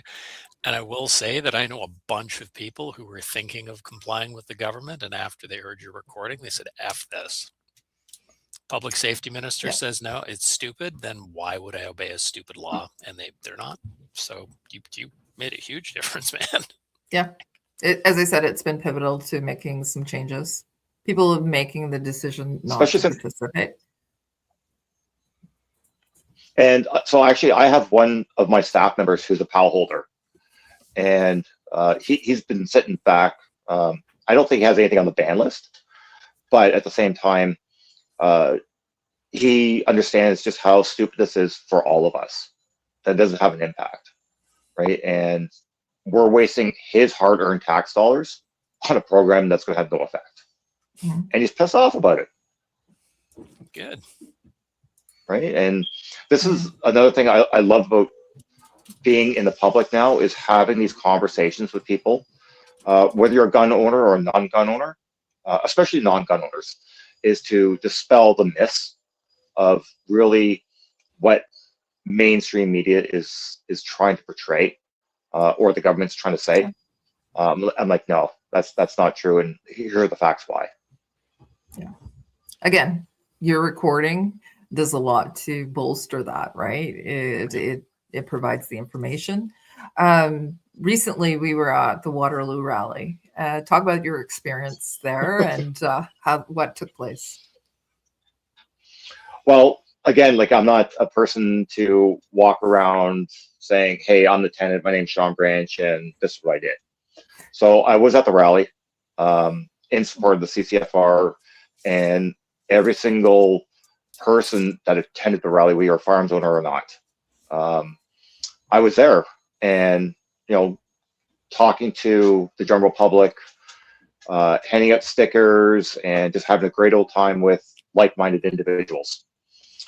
And we had a very special guest amongst the other MPs that we had attending. We had Pierre Poilievre attending. And Pierre was having a conversation with the public. And Mrs. Wilson had basically pointed me out, saying, that's the tenant. That's the tenant. Pierre is like, you're the tenant? I'm like, yeah, I'm the tenant. So Pierre and I had a bit of conversation of what had transpired that day between Gary and I, how it was for votes in Quebec, it's not going to have an impact. And to stand up, I think there had to have been about 1,000, 1,200 people in Waterloo for Tracy to pull me up there. I appreciate it. I very much do. But I think it also has a broader purpose of that I'm not just that voice again. You can put a name to the voice and to of who I am. You're a real boy. Well, so part of Pierre's speech was specifically about, gun owners here in Canada. Hunters, sport shooters are not the problem. And he did mention the leaked audio tape, and that's when it came up that you were in attendance. And yes, you came up, and there's a big cheer for you. But truly, you are a person. Again, I keep going back to it. It was very pivotal, that audio tape, right? And it also demonstrates that the legislation that has been done is not going to have an impact on public safety. No. I think that it was go ahead. It was absolutely amazing. After Pierre left, things had kind of quieted down a little bit. The amount of people that approached me, thanking me for leaking that audio to make it public.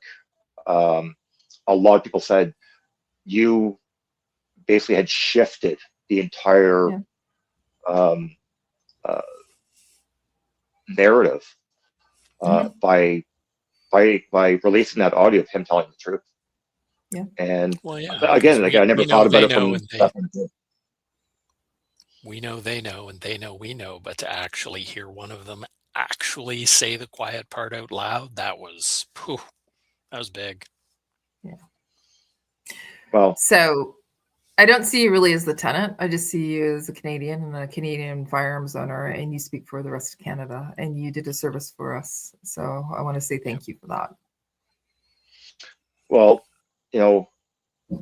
I'm not just looking out for myself, for my own firearms and what I have, but I belong to a very large community across the country, and I'm not the only one being affected.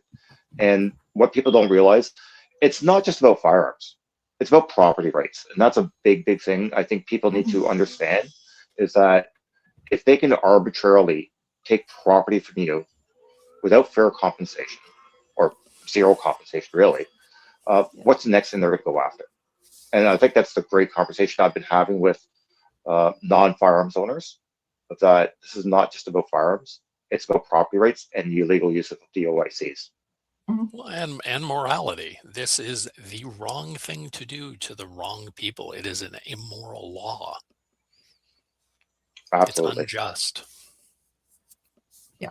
So I know I woke up this morning and I had a criminal background check and I came back clear.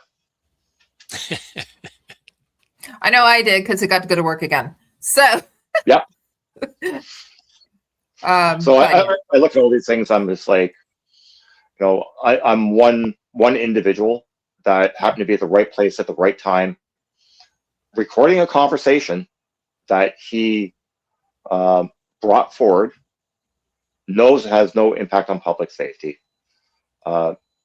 doing what he's been told to do, ripping off every Canadian citizen that's a firearms owner across this country for votes at the back.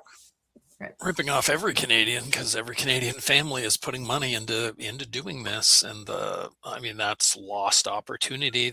And that money's borrowed. It's not even real money, so we're paying interest on that money, and we'll be paying interest on it for all eternity. So it's not just even $780 million; it is billions, and billions, and billions, and billions.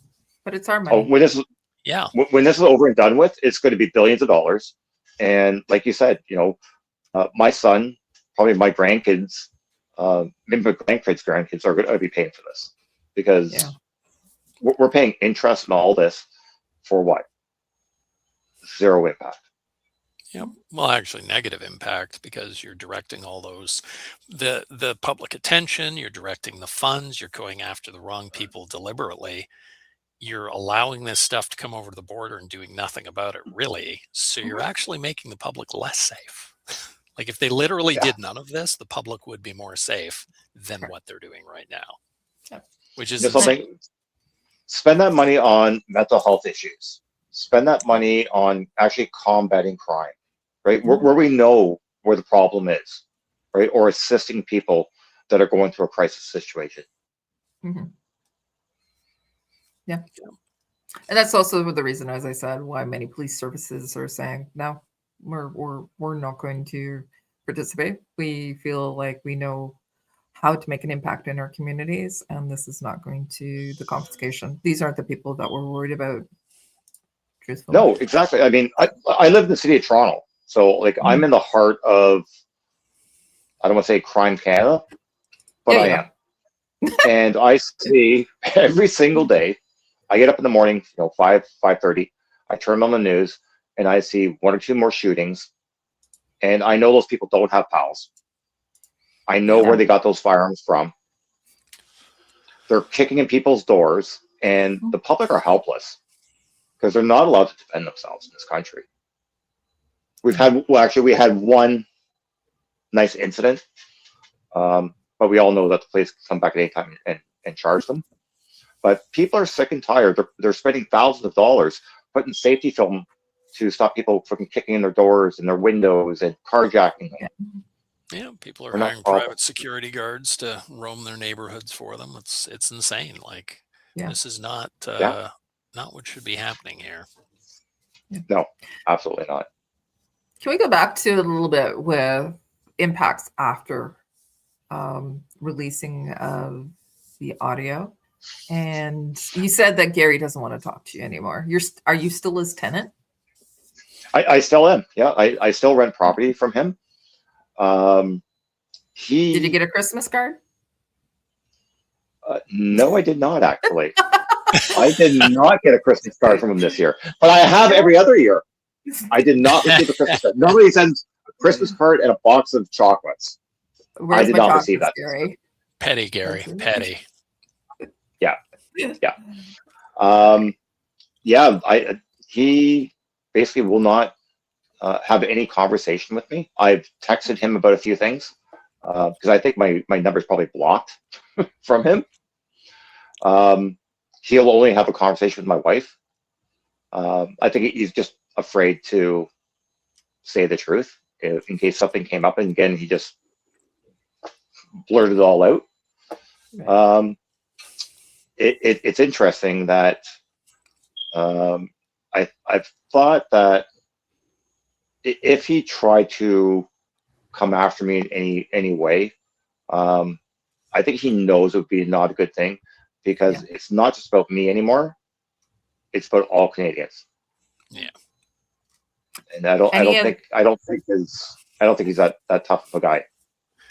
I have a feeling that, like he said, he was wildly backpedaling in Parliament a couple days later, which was so fun to watch. I'm like, oh, you look I was misguided. Right? And my first thought when he said that was, I'm sure the PMO properly guided you shortly after that. So I would be willing to bet you that he had some very uncomfortable conversations and was told, if you screw up one more time, you're probably running as an independent at this point. Certainly out of cabinet. That's a lot of money and prestige. Well, so it's great that you brought that up, because during our conversation, one of the things I had said during the conversation is, something, you can roll back this program at any time. You've rolled back other programs, so why must you go through with this one? And that's where we kind of led into the whole Quebec conversation. But I wish, hindsight's 2020. I wish I would have said, you have the option to sit as an independent. I know he's been a minister since 2015. So he's actually a pretty smart guy, right? I mean, you don't get into those positions without being book smart. Obviously, he's not the most worldly smart person by any means, by our conversation. But, he's not it's intelligent. just, no, he's a he's a lawyer. Yeah, he is. He's a minister. He's had numerous portfolios, right? And owns a bunch of buildings. He owns a number of different houses. He owns a couple of buildings. He owns, he's not a unintelligent person. And he's a lawyer. Oh, Gary cut off his internet. Why must Ontario internet be bad? I don't understand. It's because there's so many of us and we're all sharing. You're all sharing the copper lines, and the public safety minister comes by and steals the copper lines, and internet goes down. It actually happened in northern BC today.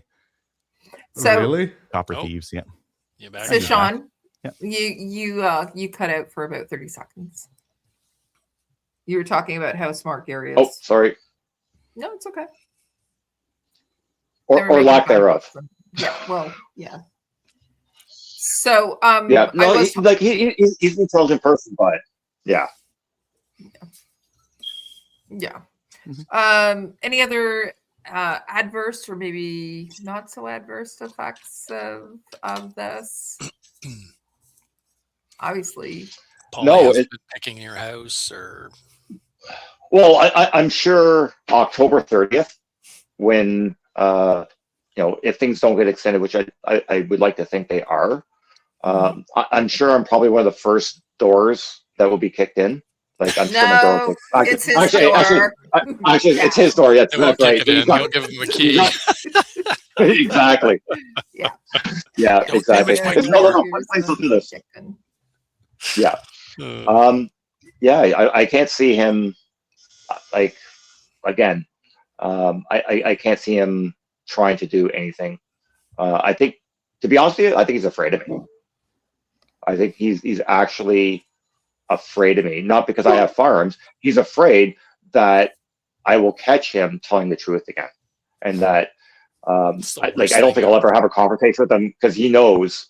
I can't remember which one of you it was, but they said a conversation in one of your previous podcasts about me wearing a wire or something like that. So I think he's always concerned about that. Right, that I don't think there's any trust there anymore between tenant and landlord. It's just something about your I think face, I Shawn. think I've You're heard too that. honest. He can't. You got that open face. He just has to spill his guts out every time he sees you. Yeah. Well, if he wants to have another conversation, actually, I have to say this. Probably January. Him and I did have a telephone conversation, and I said, "Hey, we need to sit down and talk about a few things." And so we were trying to actually meet up at the Starbucks, not too far from here, to do that. But unfortunately, that just never transpired with his schedule. That I reached out to him a couple times saying, "Let's sit down," but no. Think you might get frisked by some RCMP or OPP guys on the way into the Starbucks. Yeah. Are you wearing a wire? Little cavity search. Yeah. Well, I think he's going to mail. I think he's going to mail me like a white paper suit to wear, just to make sure. I'm kidding. We are all kidding, but I do think that, just to be frank, I think he's been cautioned about talking. Oh, yeah. Oh, well, Mr. Carney is going to beat him if he screws up again. Yeah. Well, I'm sure the portfolio. So, but I think he does. Yeah. Well, I think it's been more than caution. I'm sure Monday morning, prior to the house opening up that day, I'm sure he had a number of his aides, trying to help him, say, "Hey, you shouldn't be talking about these things." And I'm sure he's had a lot of different pointers, which brings me to the fact, "Hey, Gary, I still have the PAL course book here for you if you want to come take it." He doesn't know what that is, so no, it's like free a buddy or something. It's here if you want to learn something. I will say that he does look awfully freaked out ever since that incident. Whenever I see him, he looks much less comfortable than he did previously. He just looks really concerned all the time he's on camera. So thank you, Shawn. Well, I think it's interesting too that, how do I want to say this? Just say it. Every press conference he's been a part of, he's never been the public safety minister. He always seems to be standing in the background with somebody else discussing how things should go. Minister of Nature, you mean? Till Natalie body checks him out of the way to say something, and he's just like, "Oh, sorry, didn't mean to get my own portfolio." When I was watching that, because I was watching that live, and when a couple things really stood out, when they were asking about the Supreme Court, and she basically went, "You can speak." It's like, okay, there's your handler. And then I can't remember exactly what the other part of the conversation was, but it was like, "Get out of my way." That is she body checked him out of the way. Right. Boom. Like a linebacker taking out the guy with the ball. Jeez. Yeah, absolutely. It's so I think we all know, who's pulling, well, at least in my personal opinion, of who's pulling the strings here in this whole portfolio. Yeah. And he's definitely had a stern talking to. And I'm sure he's educated himself, or his aides have helping him educate himself in portfolio. But he's still a clown. He still doesn't have a clue, right? And he's going to waste all this money for all Canadians. That's going to achieve absolutely nothing. Like, you're not getting a card again this Christmas with that. No chocolates. I wouldn't eat the chocolates if you got them. Just saying, just in case. Yeah. Arsenic. Yeah, like ricin or arsenic or yeah. I have seen him. But I do have to say this. When I was at TSS with the CCFR crew, Rod and Tracy were there. And I'd never met Rod before. Actually, I talked to Rod like 15 years ago when he was part of Civil Advantage. I just happened to get his number and was talking to him one day. But I saw them at TSS. And again, I'm not like a fame person, but I did ask them if I could have a photo with the two of them, because that is actually going to be my Christmas card to Gary this year. So I picked for myself and Rod and Tracy. That I've already got it all laid out. I've got it planned out. And it's not going to be just like a regular Christmas card. It's going to be a Christmas card that I'm going to drop off at his residence, and maybe lots of chocolates. Yeah. Like nice chocolates too, like quality stuff. No, like good Belgian chocolate. Yeah, not absolutely. not like He's earned them. Yes, he has. Where he's sitting there just going, "What did I do wrong?" Maybe include a box of Kleenex. Yeah. Well, hopefully this Christmas we'll have a little bit better news for Canadians as a whole, but also, Yep. firearm owners here in Canada. Hopefully we will have, I don't think we'll have a decision, but I hope that we will be in the process. We'll have some dates, and I do hope that the injunction, and I'm pretty sure that an injunction will be requested and it'll be supported. I'm hoping that. I really truly do, so that we can have a final decision. Like as Tracy Absolutely. said, we're taking this. We're taking this right to the end. So the Supreme Court ruling that they will hear our appeal is huge, and it's really significant. Yeah. Well, I have my own kind of thoughts about that. Okay. But before I jump into that, I just want to say one thing. For anyone who's watching, who's made a declaration, you can back out of this. Yeah, you can withdraw. Right? Easy It's a peasy. simple phone call. Or just say when they show up, I don't want to participate. So my ask is if you've done that, make your own decision, but it's an easy peasy thing to do to walk away and say, I don't want this. And also, if you're not an RPAL holder, just a PAL holder, go get your RPAL. Let the government know that, even though I may not be able to purchase certain things, I'm still going to get my RPAL. So I think those are two very important things for firearms owners to do. Great recommendations. Thank you for that. And 8, go ahead. No, go ahead. No, you said you had an opinion, right? So I'm going to put my tinfoil hat on. That Gary knows it's wrong. He said it's wrong. The government knows it's wrong. Government knows it's a waste of money. Gary knows it's a waste of money. Why did the Supreme Court want to hear the CCFR's case when less than 6% of all cases brought to the Supreme Court are actually heard? Yeah. So there's something within that, within the case that they want to hear. I have a feeling with all the backlash that's happened since this recording's come out, that they're looking for an out. And I think if it goes to the Supreme Court sides with the CCFR and the other plaintiffs, that they can go, hey, we lost, we did our best, and now we can walk away. That's kind of my tinfoil hat thought, but I don't know. So maybe they just grandfather everything and call it a day. They could, or they could. There's several things. So the court case itself was based on the OIC of using essentially an administrative piece of legislation to implement something that is going to impact millions of people.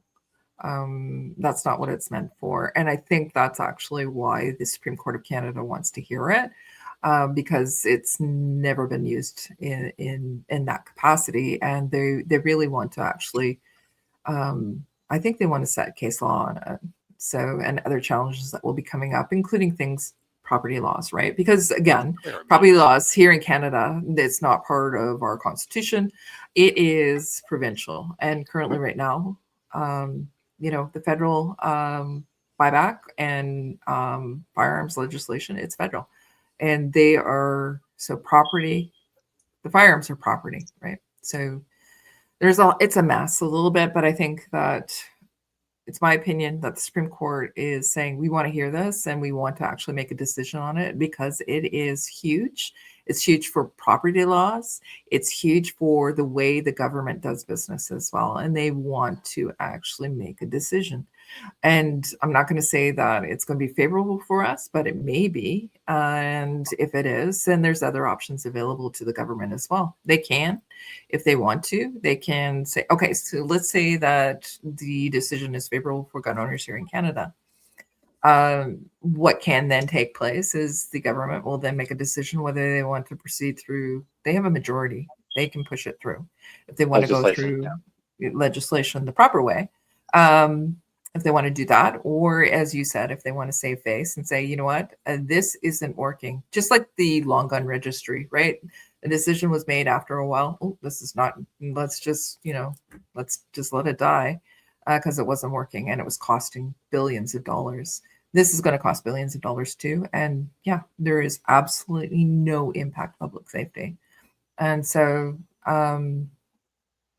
your recommendation on people withdrawing, a lot of people will or did. They did participate because they were fearful.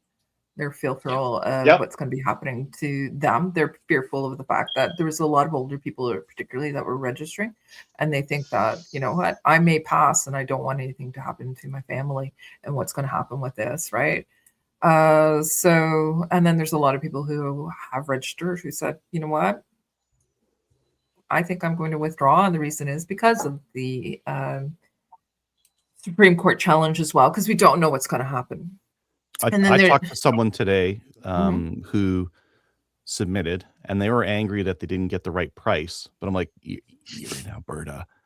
You don't get paid. You don't get what anything. Are you talking about? They didn't I'm like, know no, that. you don't get paid for it. You get like, zero. Oh, Saskatchewan and Alberta. You're going to drive it to Manitoba and drop it off? How are you going to turn it in?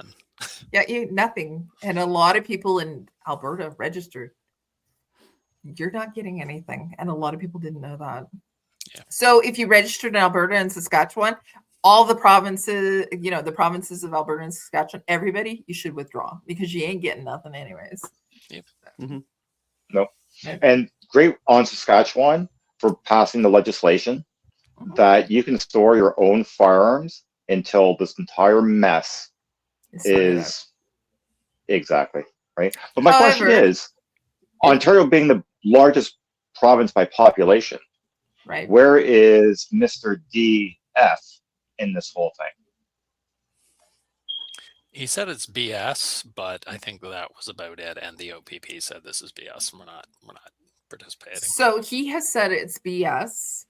He hasn't verbally said it from the perspective of doing anything. Minister. Yeah, but here in Ontario is not participating. They said they're not participating, right? And but there is nothing that specifically, they haven't taken the same stance as Saskatchewan or Alberta or be nice if they did, but Toronto. So I don't know. Yeah. Although he is more, he's more supportive of yeah, like if somebody's breaking your home, he said, go ahead, shoot him. Is essentially what it broke in, summarizing, right? Yeah. But you know something, he's not going to be the police officer knocking on your door afterwards, putting you in handcuffs and saying, let's let the courts figure this out. So he's not putting anything in legislation to protect, people that are in their homes, from protecting either their property. Well, property can be replaced, but protecting your family, that's the most important thing. Yeah. Okay. Any final words, Tenant? No, I think I'm looking forward to. I'm actually going to be in Midland on Saturday for a show. So if you're going to be attending that show, come over and say hello. I'll be there with a few other great field officers. So I am a field officer with the CCFR now. It's something I dove into since. Yeah, you went ahead first. Yeah, I went head first, and I'm going to be in your face wherever you want to find me. I've actually even said, depending on timing and when, I might make it to Winnipeg. Oh yeah. So yeah. I'm gonna, like I said, I'm both feet in. I'm on fire. I'm going to be as visible as I possibly can. So come and see me. So I'm looking forward to it. It's been great being here today. So thank you for having me. Thanks for coming on. Thanks for what you did, buddy.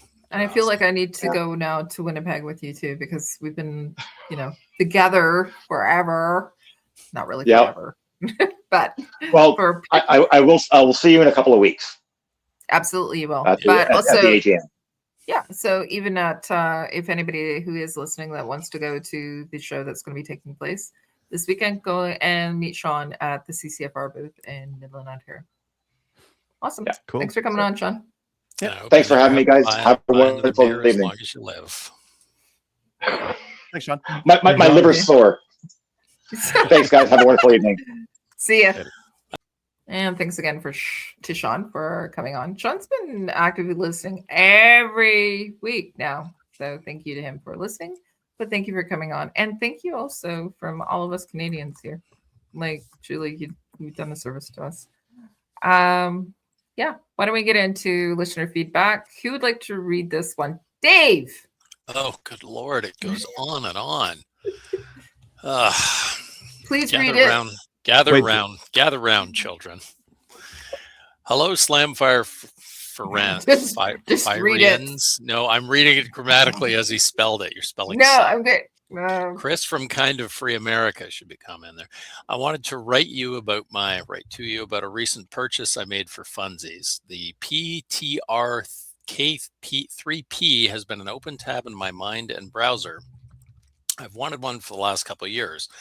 This year, I finally pulled the proverbial trigger and put down the cash. For those unaware, the PTR K3P is an American facsimile of a G3K, a 12.5-inch barrel roller delay 308. Wow, talking about fireballs. That was originally produced by H&K, who hate you. I added that. Let me take you back to the time when the assault weapon ban was a mere shadow of a memory and I was but a wee gun boy.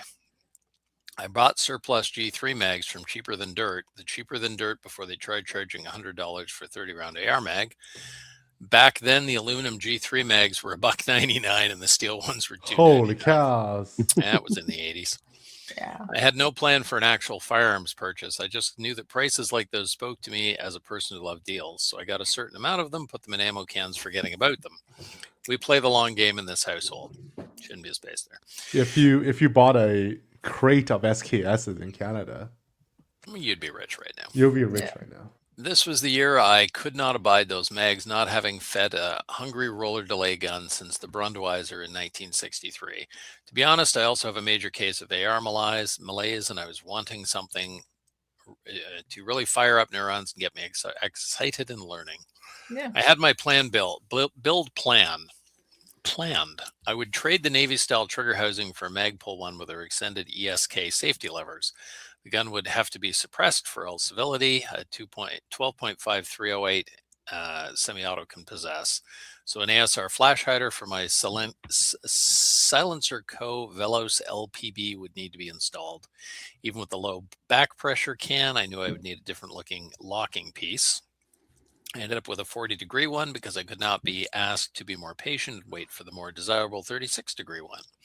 A month later, I wound up with a 36-degree locking piece. I could not be seen without this season's chikiest locking piece. Having watched too many 9-hole reviews and salivating over Swede's AK4D, I wanted a Namepoint Comp M4S. I was there when the Comp 4 and the Comp M4S were new hotness. A $900 hotness, no way in hell. However, with the turn down of GWAT, the surplus market has exploded. $399 for a salty M4S fair trade. Yeah. As of now, I wanted to keep my K3P pistol until I could verify the workmanship of my example. I don't know where we're on the pistol now. This is weird. According to Harry from 9-hole reviews, the current PTR trunnions are made from styrofoam and their hammers are held together by hopes and dreams. I do not want to be federally married to a lemon. So that's why he is mentioning the pistol part, because it's not yet an SBR. Yeah. So far, I have 100 rounds of the Ingman M80 ball, 80 rounds of PMC TAC M80, 20 rounds of 168 grain Spear Gold Dots through the K3P. Generally, I have seen approximately 3 MOA, which I found pretty good considering the aiming solution, the quality of ammo, and that is decent for a battle rifle. That's fine. Surprisingly, I found this to shoot M80 better than my 12.5 AR-10. I did find that shooting the gold dots to be incredibly uncomfortable. These are much more stout than the M80. The recoil was a bit more, but the discomfort came out of the ejection port. Yes, military 7.62 is lighter load than civilian 308. Yep. High velocity carbon peppered my face. If you've ever fired a suppressed pistol with subsonic ammo, multiply that experience by 4-fold. If I ever have to use the ammo for its designed purpose, I had no other options. Speaking of ammo, one thing the G3 clones are famous for is that they supposedly destroy brass. Some of them do, I've seen it. At least my aftermarket locking pieces, the case modes actually look better than 5.56 from ARs do. The telltale striations from the fluted chamber are there, however, they're not as deep as you'd think. Yeah. They did not catch a fingernail when scratched across it. Well, that's interesting. I saw some stuff fired of H&Ks was just mauled. The only unusual observation is the case had a striking extractor mark. It reminded me of overpressure extractor smears from my 6.5 Creedmoor AR-10. Based on the fact that brass ejects 30 feet at the 1 o'clock, there's a lot of violence happening during the extraction cycle. The recoil impulse to the shooter is utterly unique. On the bottom of the recoil stroke, there are 2 defined stops, almost like the bolt goes into battery twice. Once when the bolt face bottoms out in the trunnion, and then another jolt of the rollers popping out. The length of the recoil impulse is very long. In my experience, most semi-auto rifle recoil is almost instantaneous. As soon as you press the trigger, the rifle is waiting on you to fire again. With the PTR K3P, I find myself waiting for the gun to get all its processes done and into a firing condition. There are many things that I've learned throughout the time I've spent with this rifle that I wish, as a brand new owner, I had known. First, the muzzle device. As foolish as it may seem to those who are familiar with roller delay guns, I wanted this to be a suppressor host. I needed to get my ASR flash hider on there. I'm not sure whether PTR attached their muzzle devices to 100 foot-pounds or they used a rock set, but a normal arm or a wrench was not moving it. I eventually had to use a blowtorch to remove it, the end cap. Mine was so tight I could not remove it by hand. Being new to the platform, I perhaps thought the mini buffer tube had to be disassembled first. Eventually, out of pure hopelessness, I got a hammer and a punch and tapped it off. The disassembly of the bolt is easy. The reassembly was difficult for a novice. I followed one video on YouTube, and I managed to get one of my rollers to fall out of the bolt head. Most veterans who use the G3 are adamant that you do not need any tools for reassembly. I will tell you that if your boat head locking lever is as strong as mine, you may need one. I found an RTG bolt carrier disassembly tool very valuable. Lube everything, including the caulking tube track. Speaking of the caulking handle, unless you have a build from a surplus kit, the caulking handle is going to be incredibly tight and emasculatingly heavy to operate. It will break in with time. The trigger is very heavy compared to modern rifles. However, the weight is even throughout its long travel. There is no stacking. It reminds me of a decent non-custom shop revolver trigger. That length and weight is a safety from keeping the gun from doubling. In spite of many of the reviewers' opinion, it isn't bad. The Magpul ESK ambi selector levels added usability during use of modern manipulation. However, as a left-handed shooter, I found them lacking as the right-handed extended lever is not as long as the left side one, and there is no way to switch them. I also found that the Magpul trigger housing was loose and needed to be shimmed. You're a brave man shooting a G3 as a lefty. Holy cows. Your charging handle is going to be all in the wrong business. Yep. Yeah, you're getting that handle off the pistol grip to grab that thing. Yeah. Well, there you have it. Everything you didn't want to know about my experience with the PTR K3P. I'm going to put a few hundred more rounds through it. If it continues not destroying itself, I will SBR it. I'd love to put a G3A3 collapsing stock on it to really accentuate the bad baby G3 vibes. I will tell you from shooting those things and shooting them in full auto with that collapsing stock, don't use a fixed stock. Even in semi-auto, the much better with a fixed stock, but it does look super cool. Have you guys any experience with roller delayed guns? Does Canada have any history with the G3? What guns have you bought just because they looked fun? Do guns need practical rolls, or is there room for whimsy? That's all I've got for you. Email later. Be well, Chris. Chris, great letter. And I don't think we have any legal roller delayed guns not left anymore. No, I Nothing don't I can think think of. so. What guns have you bought? You just look fun. Nothing Most right of them. now yet. Does gun need a practical roll? Not really. I've proven with my 450 Bushmaster. It doesn't really have to have a practical Shot roll. a deer with it. That's practical. Yeah. You vaporized Sure. the grouse. Vaporized the Practical. grouse, but I probably could have done it with something more reasonable, considering especially that 223 is now legal in Alberta for hunting.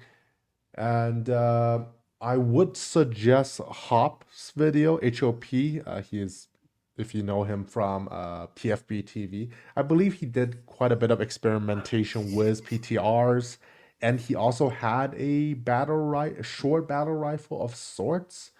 So do check out his whole saga of either modernizing a SP5 style thing, or I believe there was a 308 battle rifle in there as well.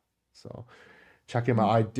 That's where I learned about like roller dents and stuff. I guess the G3s are just not that big part of a culture when I was a kid, so I'm not. They're prohibited out here. Yeah, like, they've been yeah, prohibited since the 90s, restricted since the 70s, so yeah. Right, but not common. Funny. There's You a could lot have of them around. There are some weird people things, right? ran roller delayed. Like Kyle's got some roller delayed stuff that he was running in his AR, like some weird stuff, but not really. Yeah, we don't really have anything roller delayed out here. No, but Not anymore, at least. Excuse me. There's always room for whimsy. Always. Yeah, the best reason to buy a gun is because I would like that gun. Yeah. All right. Do we want to do YouTube comments, Tony? Yep, it's only Okay. 4 of them, so we'll do them Perfect. quickly. Travis Millhouse, 8936. Yeah, y'all. And that's on episode 652. Okay. And then we have 3 comments from Eddie. Tony, regarding your comments about not patching Maple Sea MQT due to the size and power of your bullet, it's not the size or power of the bullet, it's where you place them, unless, of course, your ammo selection makes it uncomfortable to shoot well. If I have a round that's as big as the paper and I eliminate the paper in one shot, do I patch? Is that how it works? Like everything has to count for full score, right? I don't know it's if not they're a going to let you cannon. bring your howitzer onto the range. Yeah, there's no cannon MQT. I'm just gonna say it identifies as a firearm. You could bring your 450 Bushmaster. That'll definitely help with The scoring scoring. zone calls. Yeah, because you've got a 45 caliber hole. Gigantic bullet. Yeah. You've got, rather than like shooting a 22 where you've got 0.11 from center, you'll have 0.225 from center. So I'll have double the area to miss. And you can be basically. quite a bit more off and still get that higher The score. full score, yeah. Yeah. Dave, can you provide a link to your Nali song? I can't find them with a search. Maybe we'll do a community post and link it to Dave's Nali Just song. looking at an MQT, I think you could get like just a little bit of the 8. Like if your center was on the 8, you'd get a 10. If you fired, we'll have to find out. I will wish. You know what? We're gonna have a conversation as shoot bosses about this rule. We're having a shoot boss call next week. But I want to. I want to like pressure Tony into using his 450 Bushmaster. Well, we can pressure him, but you know what? The conversation will be no. But let him shoot it. But it'll be a 450 Bushmaster. Kelly, come on. It'll be 450 Bushmaster. It'll be so fun. All right. It'll be so, the bullets are so big. When Tony was describing wrapping his muzzleloader projectile was oversized patch, I believe he was thinking about making wontons, where you pinch the excessive wrappers over the stuffing. Is this Eddie? Is this Eddie that's making these comments? Yes. Oh, jeez. Eddie, that is incorrect. Wontons are wrapped and then turned. 饺子 are done with the snapping motion. So that is incorrect. Okay, I'm hungry. I'm tired. I know. I'm gonna get to tired bed. and hungry. Tired, hungry. It's all. You know what that makes? I'm gonna eat this in front of you. Hangry. Hangry. Yes. You need a Snickers, Kelly. Yes, because I'm not myself. The ad also worked in Chinese, so that's the funny part. Kelly, how is it? How is it you didn't know Tony's from Calgary? That's why he's called Cowtown Tony. Yeah, you know what? I knew that, but then you said you were driving 2 hours, and I'm going, and it was BTSA, right? Was it not BTS? It's CDT. No, it was Milo. Milo. Yeah, It was Milo. Yeah. So. Yeah, it's quite far. Yeah. Far away, Milo. All right, that's all the comments for today. Okay, cool. I posted the YouTube link in the chat if one of you can put it somewhere. Thank you. I appreciate it. Yep. Enjoy the song. Okay. Yeah. So we're not going to do Bass Pro or any of our Bass Pro Not And yet. We'll do it in the middle of the no. year. Yeah, so if you'd like to send us any comments or letters or anything at all, go to slamfireradio@gmail.com, just like Chris did, and we'll read it for you. And we'll get into shout outs because because it's getting a little long here. Anybody have any shout outs? Adriel? Shawn. Dave Okay. had one. Go ahead, Dave. Dave? Shawn. Shout out Shawn. to Shawn the Tenant. Right? Thank you for your service, sir. Thank you for your service. Yes, the civil service. Yes.